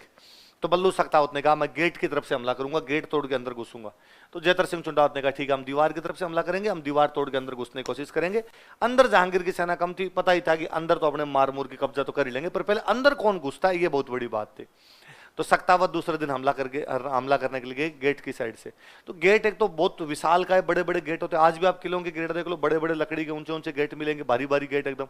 फिर उन गेटों के आगे लगाते सूले, सूल समझो, लोहे की कीले, लोहे की किले लगाते बड़ी बड़ी सी, ताकि गेट टूटे ना। तो अब ऐसे गेट को तोड़ने के लिए क्या किया जाए, तो ऐसे गेट को तोड़ने के लिए लाते हाथी। क्या लाते? हाथी। हाथी हुआ करते, हाथी को दारू पिलाते भयंकर वाली, और दारू पिला के लाते हाथी को, मदमस्त, मदमस्त हाथी क्या बोलते हैं। तो हाथी को दारू पिला के लाते, दूर से भगा के लाते। तो हाथी आगे टक्कर मारता, 2-4 टक्कर मारता, इतने के अंदर गेट तोड़ देता। हाथी में जान है, गेट तोड़ देगा। और हाथी की दारू पी भी रहती थी, तो सूले उंगले लग भी जाएगी तो घायल वायल हो जाता हाथी, लेकिन उसको तोड़ने में कामयाब हो जाता। इस बार बल्लू सक्तावत ने हाथी लाए, दूर से भगा के लाए। हाथी ने पहले टक्कर मारी, अब भगवान जाने सूले ज्यादा तीखी थी, दारू कम थी, हाथी ने अगली टक्कर मारने से मना कर दिया। हाथी की एक टक्कर में उतर गई। हाथी ने भाई ना है, दिमाग खराब है तुम्हारा, ऐसे ऐसे कैसे ही हूं, लगती नहीं है मेरे। तो अब हाथी को भगा के लाए, हाथी पास में खड़ा हो जाएगी, दिख रहा है मुझे सूले हैं, लगेगी, नहीं मार रहा टक्कर। तो इनको लगा कि यार हाथी टक्कर नहीं मारेगा तो गेट नहीं टूटेगा, गेट नहीं टूटेगा तो तब तक तो वो अंदर घुस जाएंगे दूसरे। तो जो बल्लू सक्तावत था ना, उसने कहा मैं गेट के आगे खड़ा होता हूं, तो इसको हाथी को सूले दिखेगी नहीं, हाथी को मेरी पीठ दिखेगी। हाथी को भगला को मेरी पीठ पे टक्कर मरवाओ, तो पीठ पे टक्कर लगेगी तो सूरज तेरे आर पार हो जाएगी। उसने कहा हो जाएगी तो हो जाएगी, एक आदमी मरेगा पर तुम किले में अंदर जाओगे। तो उधर से हाथी को भगा के लाए, 2-3 टक्करें मरवाई। तो अब वो भले पीठ पे लगे, पूरा जोर तो जागे उस गेट पे लगना है। तो वो बल्लू झूल गया था उन सूलों के अंदर, पर उसने गेट तुड़वा दिया। अब उधर उन चुंडावतों को पता चला कि गेट टूटेगा इधर, और ये गेट टूटते अंदर घुसेंगे। तो जयतर सिंह को लगा कि यार यदि गेट टूट गया और सक्तावत पहले अंदर घुस गए तो हमारे तो हरावल जाएगी, और हरावल नहीं जाएगी फिर पीढ़ियों से हमारे पास जो हरावल है वो जाएगी। और ऊपर बैठे बैठे बढ़ के रोएंगे कि यार नीचे क्या नाजोगे पैदे करके आए थे कि जिनके चक्कर में आज हमारी क्या चली गई, हरावल चले। और उसने अपने पास में जो फौजी खड़ा था उसका मेरा सिर काट के अंदर फेंक दे। उसने कहा युद्ध में मरना अलग बात होती है, पर आप सिर काट के अंदर फेंक दो। उसने तो फेंक, अंदर पहले जाने चाहिए ना, पहले निशान अपने पड़ने चाहिए ना, पहला सिर मेरा पहुंचेगा, ये नहीं जा पाएंगे। उस पास फौजी खड़ा था, उसने गर्दन काटी, गर्दन काट के अंदर फेंक दी। सक्तावत पहले घुसते पर अंदर गए तो पहले जयतर सिंह की गर्दन वहां पड़ी, तो उसने कहा ध्यान किधर है, नजर न पोगी जिण जग्यान गोड़ो पड़ो न आए, पावाशू पहली घणों सिर पड़ियो गड़ जाए। जहां पर अभी तक नजरें नहीं पहुंच रही थी, जहां पर अभी तक गोले नहीं पहुंच पा रहे थे, वहां पर पैरों के जाने से पहले एक सिर कट के, भाई पहले पैर जाने चाहिए ना, लेकिन एक सिर पहले पहुंच गया था। वो सिर किसका था? तो कोई पूछेगा कौन से किले में हरावल कंपटीशन करवाया गया? उंटाला। कौन से किले में? लिख लो। अमर सिंह, मेवाड़ महाराणा अमर सिंह प्रथम ने, मेवाड़ महाराणा अमर सिंह प्रथम, अमर सिंह फर्स्ट, मेवाड़ महाराणा अमर सिंह प्रथम ने, मेवाड़ महाराणा अमर सिंह फर्स्ट, अमर सिंह प्रथम ने उंटाला के युद्ध में मुगल बादशाह जहांगीर को हराया था। Defeated Mughal emperor Jahangir in battle of उंटाला।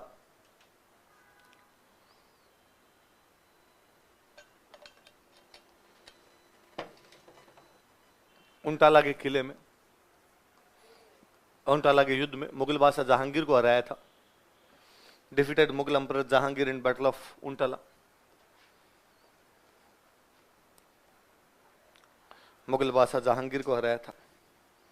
इस समय इस किले में चुंडावतों तथा सक्तावतों में हरावल प्रतियोगिता का आयोजन किया गया था। This time harawal competition was conducted between Chundawats and Saktawats in this fort. कोष्ठम लिख लेना, चुंडावत की कोष्ठम लिखना जयतर सिंह, सक्तावत कोष्ठम लिखना बल्लू। इस समय इस किले में चुंडावतों तथा सक्तावतों के बीच हरावल प्रतियोगिता का आयोजन किया गया था। This time harawal competition was conducted between Chundawats and Saktawats in this fort. इस किले में चुंडावतों तथा सक्तावतों के बीच हरावल प्रतियोगिता का आयोजन किया गया था। Harawal competition was conducted between Chundawats and सक्तावत्स।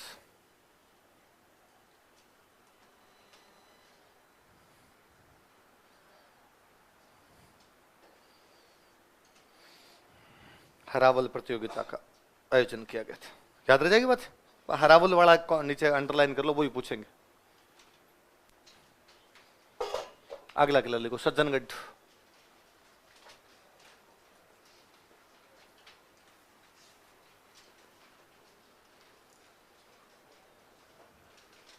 Sajjangarh.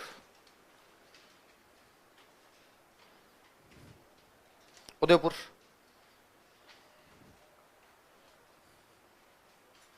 लिखो महाराणा सज्जन सिंह ने इस किले का निर्माण करवाया था। Maharana Sajjan Singh build this fort.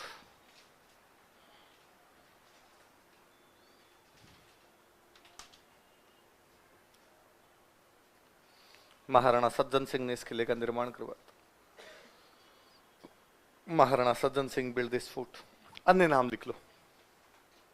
Mewar का मुकुटमणि, क्राउन ऑफ मेवाड़। मेवाड़ का मुकुटमणि, क्राउन ऑफ मेवाड़। कहते यहां से मानसून का पता लगाते थे। यहां से हवाएं गुजरती, ऊंचा था, इसे पता चलता मानसून कब आएगा, कैसा आएगा। एक महल बना हुआ इसमें वाणी विलास, तो इसलिए नाम पड़ गया वाणी विलास पैलेस।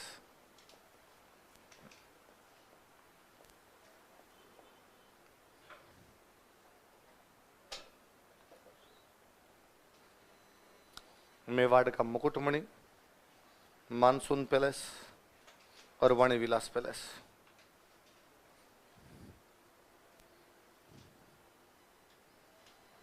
क्या क्या नाम बताओ देखिए। मेवाड़ का मुकुटमणि, मानसून पैलेस और वाणी विलास पैलेस। बस अगला लिखो तिमनगढ़।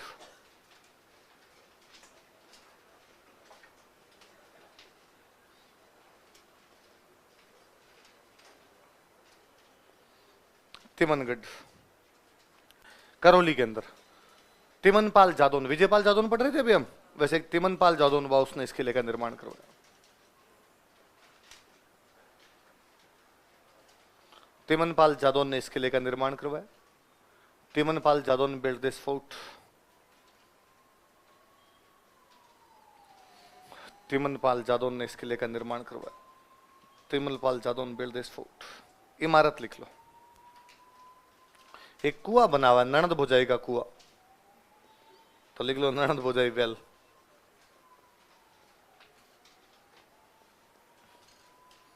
साथ में जाना पड़ता होगा दोनों को, अकेली नहीं जा सकती, कोई नणद भुजाई साथ में जाए। ले वहां जाके तो ये गीत भी नहीं गा सकती, कुआं पर एक ली। दो को साथ जाना पड़ता है। नणद भुजाई का कुआं, नणद भुजाई वेल।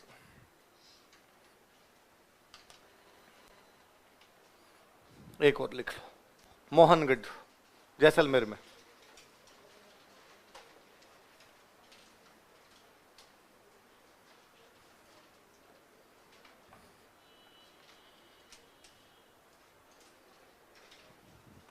जैसलमेर में एक राजा हुए जवाहर सिंह, क्या नाम था?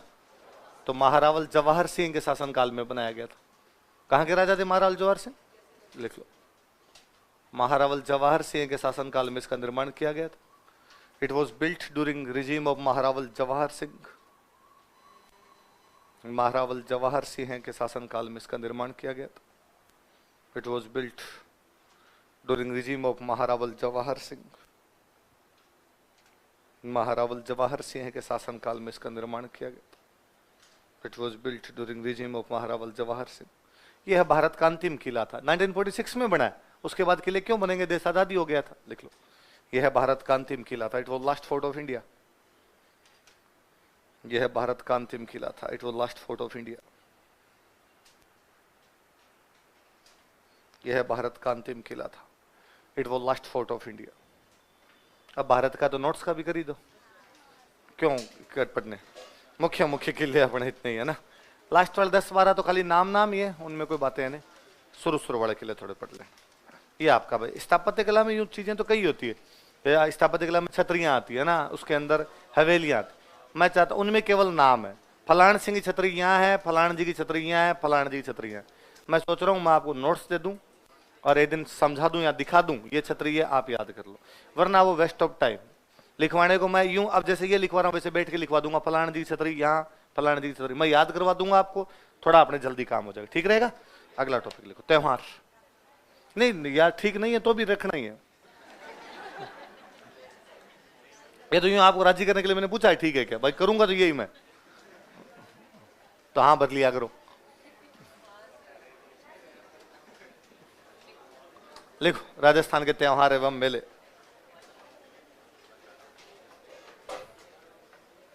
Fears and festivals of Rajasthan.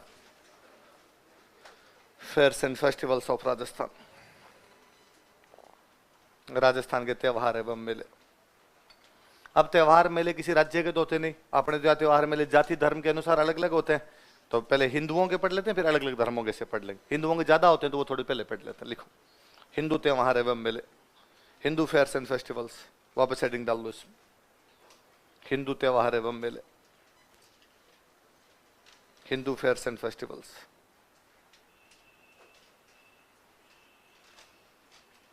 अच्छा, त्योहार मेले का कोई एक दिन होगा, जो भी दिन होगा वो किसी ना किसी कैलेंडर के अनुसार होगा। अब ये तो आज वाला जो कैलेंडर हम यूज में लेते हैं इसको तो बोलते हैं ईसाई कैलेंडर। क्या बोलते हैं? इसका मतलब हिंदू त्योहार ईसाई कैलेंडर के अनुसार तो नहीं होंगे, हिंदू त्योहार हिंदू कैलेंडर के अनुसार होंगे। हिंदुओं में जो कैलेंडर पॉपुलर हुआ वो था विक्रमी। कौन सा था? जो ईसाई कैलेंडर से 57 साल आगे चलता है। कितने साल आगे चलता है? इसका मतलब वो ईसाई कैलेंडर से 57 साल पहले शुरू हो गया। कितने साल पहले शुरू हो गया था? कि जब विक्रमी कैलेंडर को चलते हुए 57 साल हो गए थे, तब जाके क्या शुरू हुआ था? ईसाई कैलेंडर। इसलिए कितने साल आगे रहता है? 57। तो हिंदू त्योहार कौन से कैलेंडर के अनुसार मनाए जाते हैं? देखो, हिंदू त्योहार विक्रमी संवत के अनुसार मनाए जाते हैं। Hindu festivals are celebrated according to Vikrami Samvat. Hindu त्योहार विक्रमी संवत के अनुसार मनाए जाते हैं। Hindu festivals are celebrated according to Vikrami Samvat. विक्रमी संवत के अनुसार मनाए जाते हैं। यह एक चंद्रमा आधारित कैलेंडर है। It is a lunar based calendar. यह एक चंद्रमा आधारित कैलेंडर है। It is a lunar based calendar. यह एक चंद्रमा आधारित कैलेंडर है। It is a lunar based calendar. कैसा कैलेंडर है? चंद्रमा। इसलिए अपने घरों में जितने व्रत होते हैं वो मम्मी सारे चांद देख के खोलती है। क्या देख खोलती है? अच्छा, ऐसा थोड़ी हुआ कभी कि मम्मी ने कहा कि जा देख क्या सूरज आ गया कि नहीं आ गया, व्रत खोलना है। व्रत सूरज देख के नहीं खोले जाते। व्रत किसको देख के खोले जाते हैं? क्योंकि चांद के बाद में दिन चेंज होगा। जैसे चांद उगेगा दिन क्या हो जाएगा? चेंज। दिन चेंज हो जाएगा, इसलिए चांद उगते तिथि क्या हो जाएगी? समाप्त। तिथि समाप्त हो जाएगी तो आप व्रत खोल सकते हो। आपने व्रत किया, व्रत किया इसका मतलब वो व्रत चांद से चांद तक है। चंद्रमा आधारित कैलेंडर, जैसे चांद दिखेगा वो तिथि समाप्त हो जाएगी। उस तिथि का व्रत था तो अब आप चांद देख के क्या खोल सकते हो? व्रत। तो ये चांद देख के व्रत क्यों खोलते हैं? क्योंकि कैलेंडर किस पे आधारित है? चंद्रमा पृथ्वी का जो चक्कर काटता है वो काटता है अपनी धुरी पर जो घूमता रहता है वो घूमता है 29.5 दिन में। कितने में घूमता है? 29.5 दिन के अंदर वो एक चक्कर काट लेता है। तो एक महीने के अंदर दिन कितने होते हैं? तो चंद्रमा वाला जो कैलेंडर होता है इसमें महीने में दिन कितने होंगे? इसलिए अक्सर आप 29.5 आधे दिन का गैप है, आधे दिन का लफड़ा। इसलिए आप कई बार सुनते हो छठ सातम भेड़ी है। छठ और सातम एक ही दिन है, पढ़ते हो आप, है ना? कई बार आप बोलते हो आठम 2 है। कई बार पंडित जी कहते हैं आज 12 बजे तक तो छठ है और 12 बजे के बाद सातम है। तो ये लफड़ा इसी चक्कर में, क्योंकि इसमें दिन कितने सॉरी महीना कितने दिन का हो जाता है? अब 29.5 दिन का महीना होता है तो 12 महीने में दिन कितने होंगे? कितने दिन होंगे? तो मतलब चंद्रमा वाले कैलेंडर में साल में दिन कितने होते हैं? 354। कितने होते हैं? 300। सूरज वाले में आप जानते हो 365। कितने होते हैं? 365। इसका मतलब सूरज वाले कैलेंडर में चांद वाले कैलेंडर से 11 दिन ज्यादा होते हैं।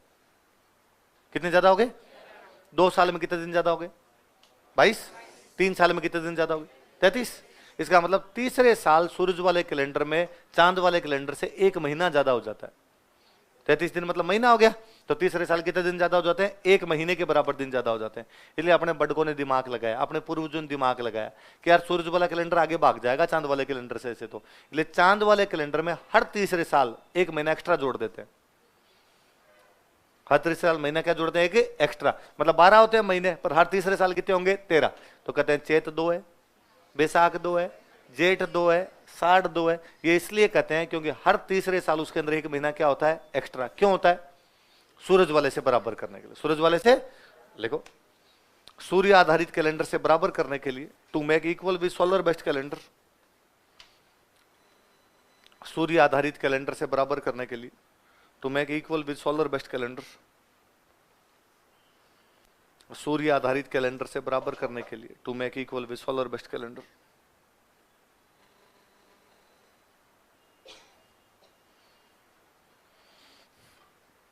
सूर्य आधारित कैलेंडर से बराबर करने के लिए, तो मैं एक equal with solar based calendar. प्रत्येक तीसरे वर्ष, एवरी थर्ड ईयर, प्रत्येक तीसरे वर्ष, एवरी थर्ड ईयर, विक्रमी संवत में एक महीना अतिरिक्त जोड़ा जाता है। One additional month is added in Vikrami Samvat. विक्रमी संवत में एक महीना अतिरिक्त जोड़ा जाता है। One additional month is added in Vikrami Samvat. विक्रमी संवत में एक महीना अतिरिक्त जोड़ा जाता है। One additional month is added in Vikrami Samvat, जिसे अधिक मास कहते हैं, जिसे अधिक मास कहते हैं, विच इज कॉल्ड एज अधिक मास, जिसे अधिक मास कहते हैं, विच इज कॉल्ड एज अधिक मास। अच्छा, क्यों जोड़ा? नहीं जोड़ते तो क्या हो जाता? सुनना, देखो बातें आप नोटिस किया करें। दिवाली जो होती है वो अक्सर आपके अक्टूबर के लास्ट में आती है। 22 अक्टूबर, 24 अक्टूबर, इसके आसपास दिवाली आई। पर आप कभी कभी नोटिस करते हैं दिवाली नवंबर की तरफ चली गई। 8 नवंबर, 7 नवंबर, 10 नवंबर ऐसे चली गई। होली ज्यादातर टाइम आपकी मार्च के शुरू में आएगी, 3 मार्च, 4 मार्च ऐसे आ जाएगी। और कई बार जो होली होती है वो आप देखते हो कि 18 मार्च, 19 मार्च ऐसे आएगी।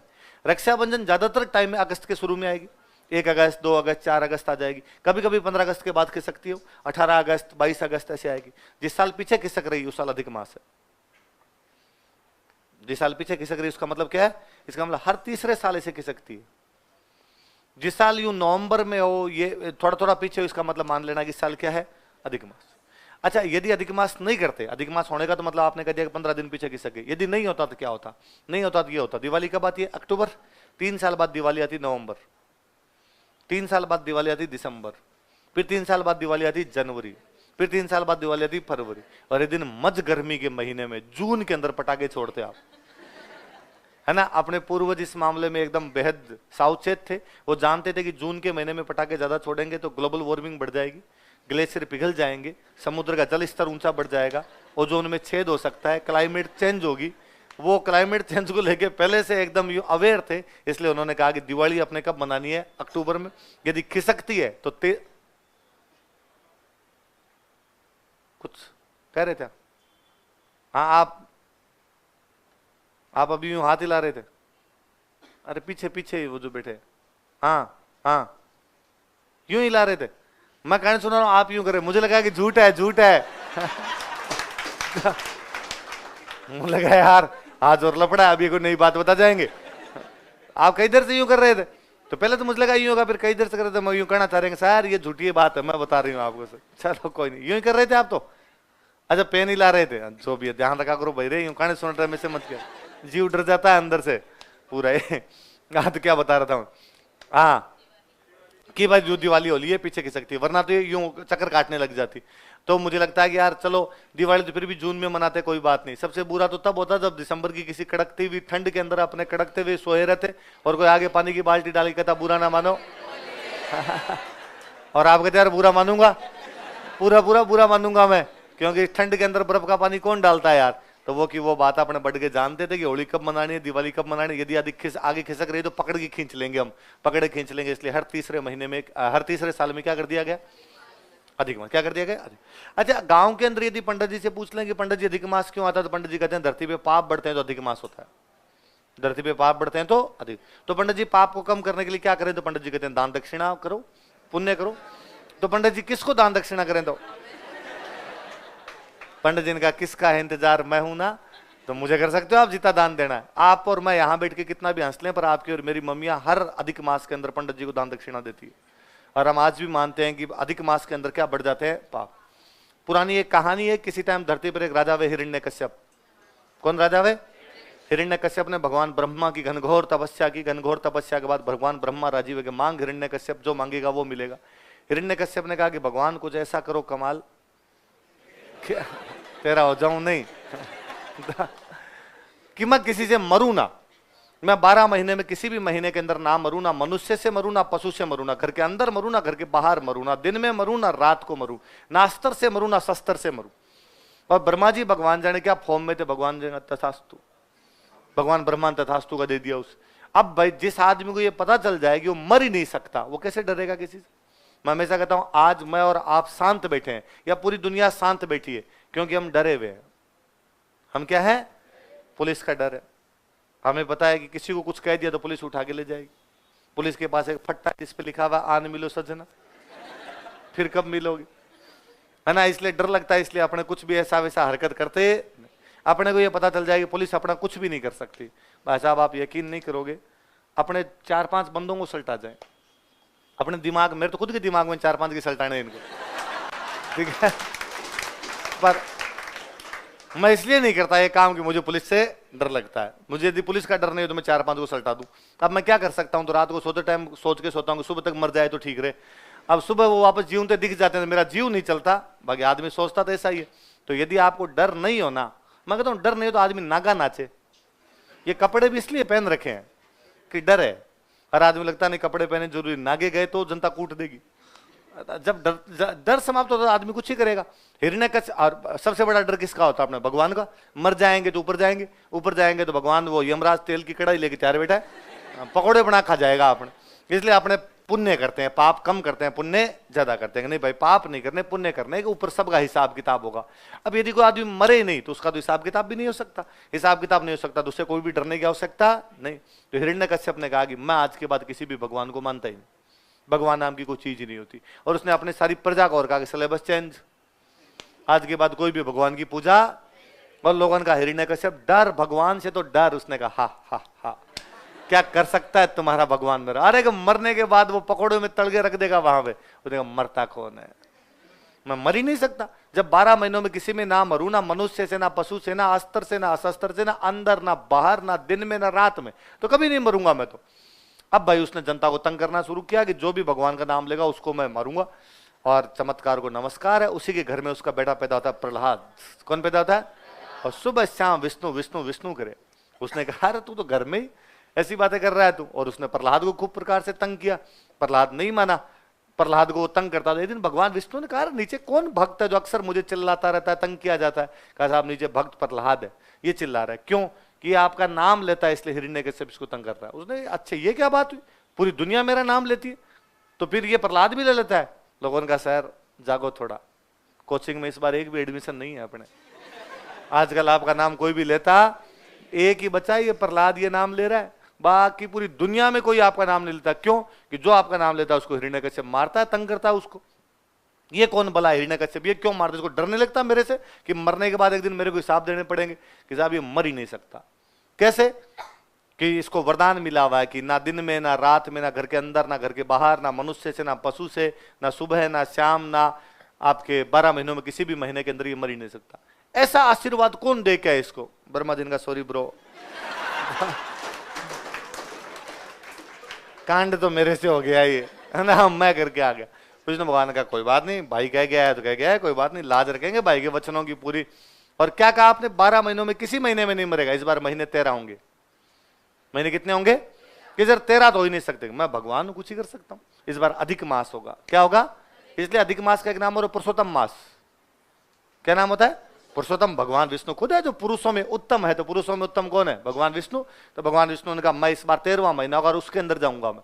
कहा पर ना तो मनुष्य से ना मरे ना पशु से। कहा नरसिंह। कौन सा अवतार धारण करूंगा? आधा मनुष्य और आधा। कहा ना घर के अंदर मरे ना घर के बाहर, का दरवाजे पे देहरी के अंदर मारेंगे उसको।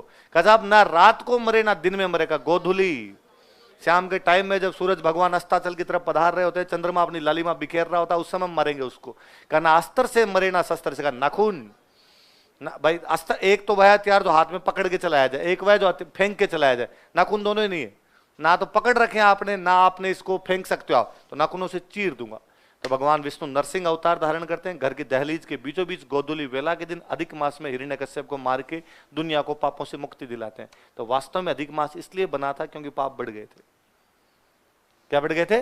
पाप बढ़े। इसलिए पंडित जी आज दिन तक कहते हैं कि पाप बढ़े हुए, इसलिए कम किए जाए। कम करने का तरीका क्या है? पुण्य किया जाए। भाई पाप ज्यादा बढ़ गए, पुण्य कम हो गए। अब क्या करो? पुण्य ज्यादा कर दो तो पाप क्या हो जाएंगे? कम। तो पुण्य ज्यादा करने के तरीके है दान दक्षिणा। पंडित जी ने थोड़ा ये मोड़ दिया अपनी तरफ का, इधर ही लाओ यार और कहीं काम भेजा। आई बात समझ में? महीनों के नाम लिख लो, इसमें महीने कौन से होते हैं, आते हैं तो भी लिख लो, नहीं आते हैं तो भी लिख लो।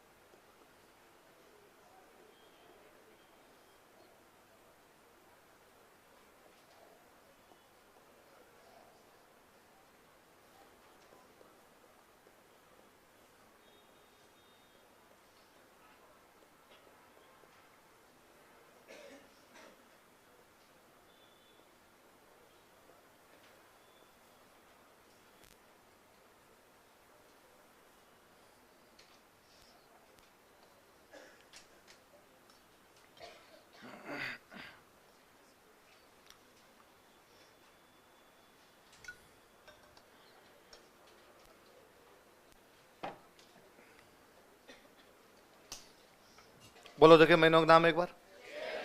चैत्र, वैशाख, ज्येष्ठ, आषाढ़, श्रावण, भाद्रपद, मार्गशीर्ष, पौष, माघ। मैं यदि कहूं ईसाई कैलेंडर में जैसे पहला महीना होता है जनवरी, वैसे इसमें पहला महीना कौन सा होता है? चैत्र। अच्छा, चंद्रमा का कैलेंडर होता है जिसमें एक ही थोड़ा सा होता है कि 15 दिन चंद्रमा नहीं दिखेगा और 15 दिन चंद्रमा दिखेगा। भाई सूरज जी तो क्या डेली दिख जाता है, पर चांद वाले में लफड़ा है। तो इसमें चांद नहीं दिखता, उसको बोलते हैं कृष्ण पक्ष। क्या बोलते हैं? लिखना नहीं, एक बार सुनो क्यों। और इसमें चांद दिखता उसको बोल देते हैं शुक्ल। तो पहले 15 दिन चांद नहीं दिखता महीने में, और बाद के 15 दिन चांद दिखता है। कुल मिला के इसमें 16वां दिन नहीं आता, वापस पहला शुरू होता है 1 से 15। वापस क्या शुरू हो जाएगा? 1 से 15। पहले एक जो एक आएगी उसको चांद दिखेगा, फिर चांद धीरे धीरे घटेगा, घटता हुआ चांद होता है इस दिन। इसको 15 को जाके चांद एकदम दिखना बंद हो जाएगा, दिखेगा नहीं, पूरा काला काला होगा। इसलिए आप बोलते हो अमावस्या। क्या बोलते हो?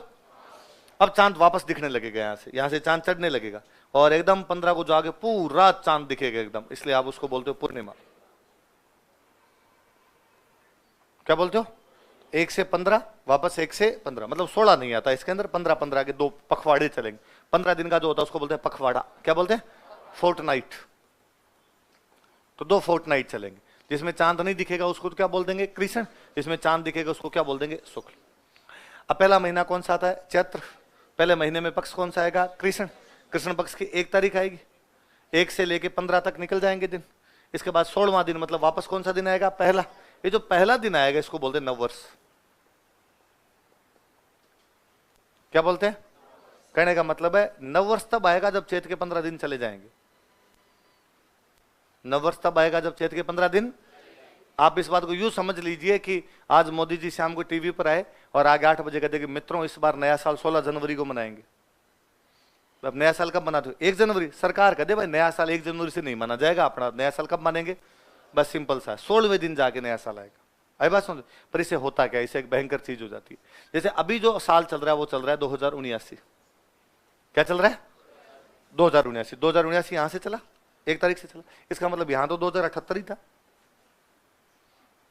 यहां तो 2078 ही था। अब 2079 है। अब ये चैत्र का शुक्ल पक्ष 2079 में गया। अब वैशाख, ज्येष्ठ, आषाढ़ यूं करते करते फाल्गुन वापस ही आएगा। कृष्ण का चैत्र का कृष्ण पक्ष वापस यहां पर क्या आएगा? 2079। फिर यहां पर शुरू हो जाएगा 2080। इसका मतलब है कि साल शुरू होता है और वहीं पर जाके उसी साल शुरू होता है चैत्र के महीने में और साल समाप्त भी होता है चैत्र के महीने में।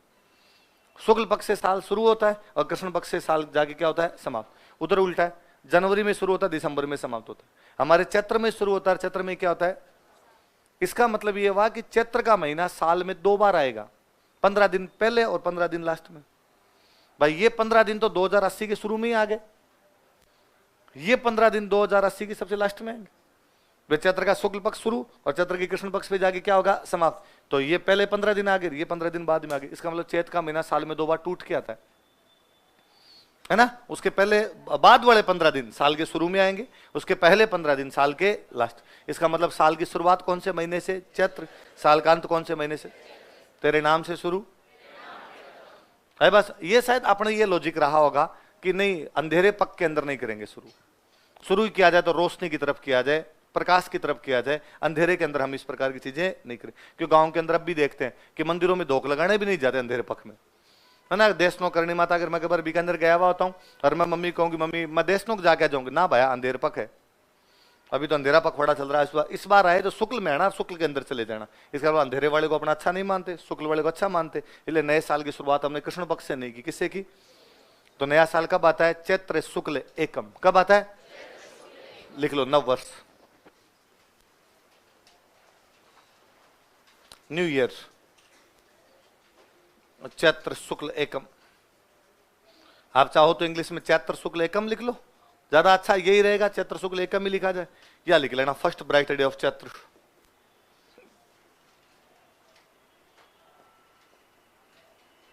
First bright day of Chaitra, Chaitra का पहला ब्राइट डे। बाकी कल पढ़ेंगे अपन।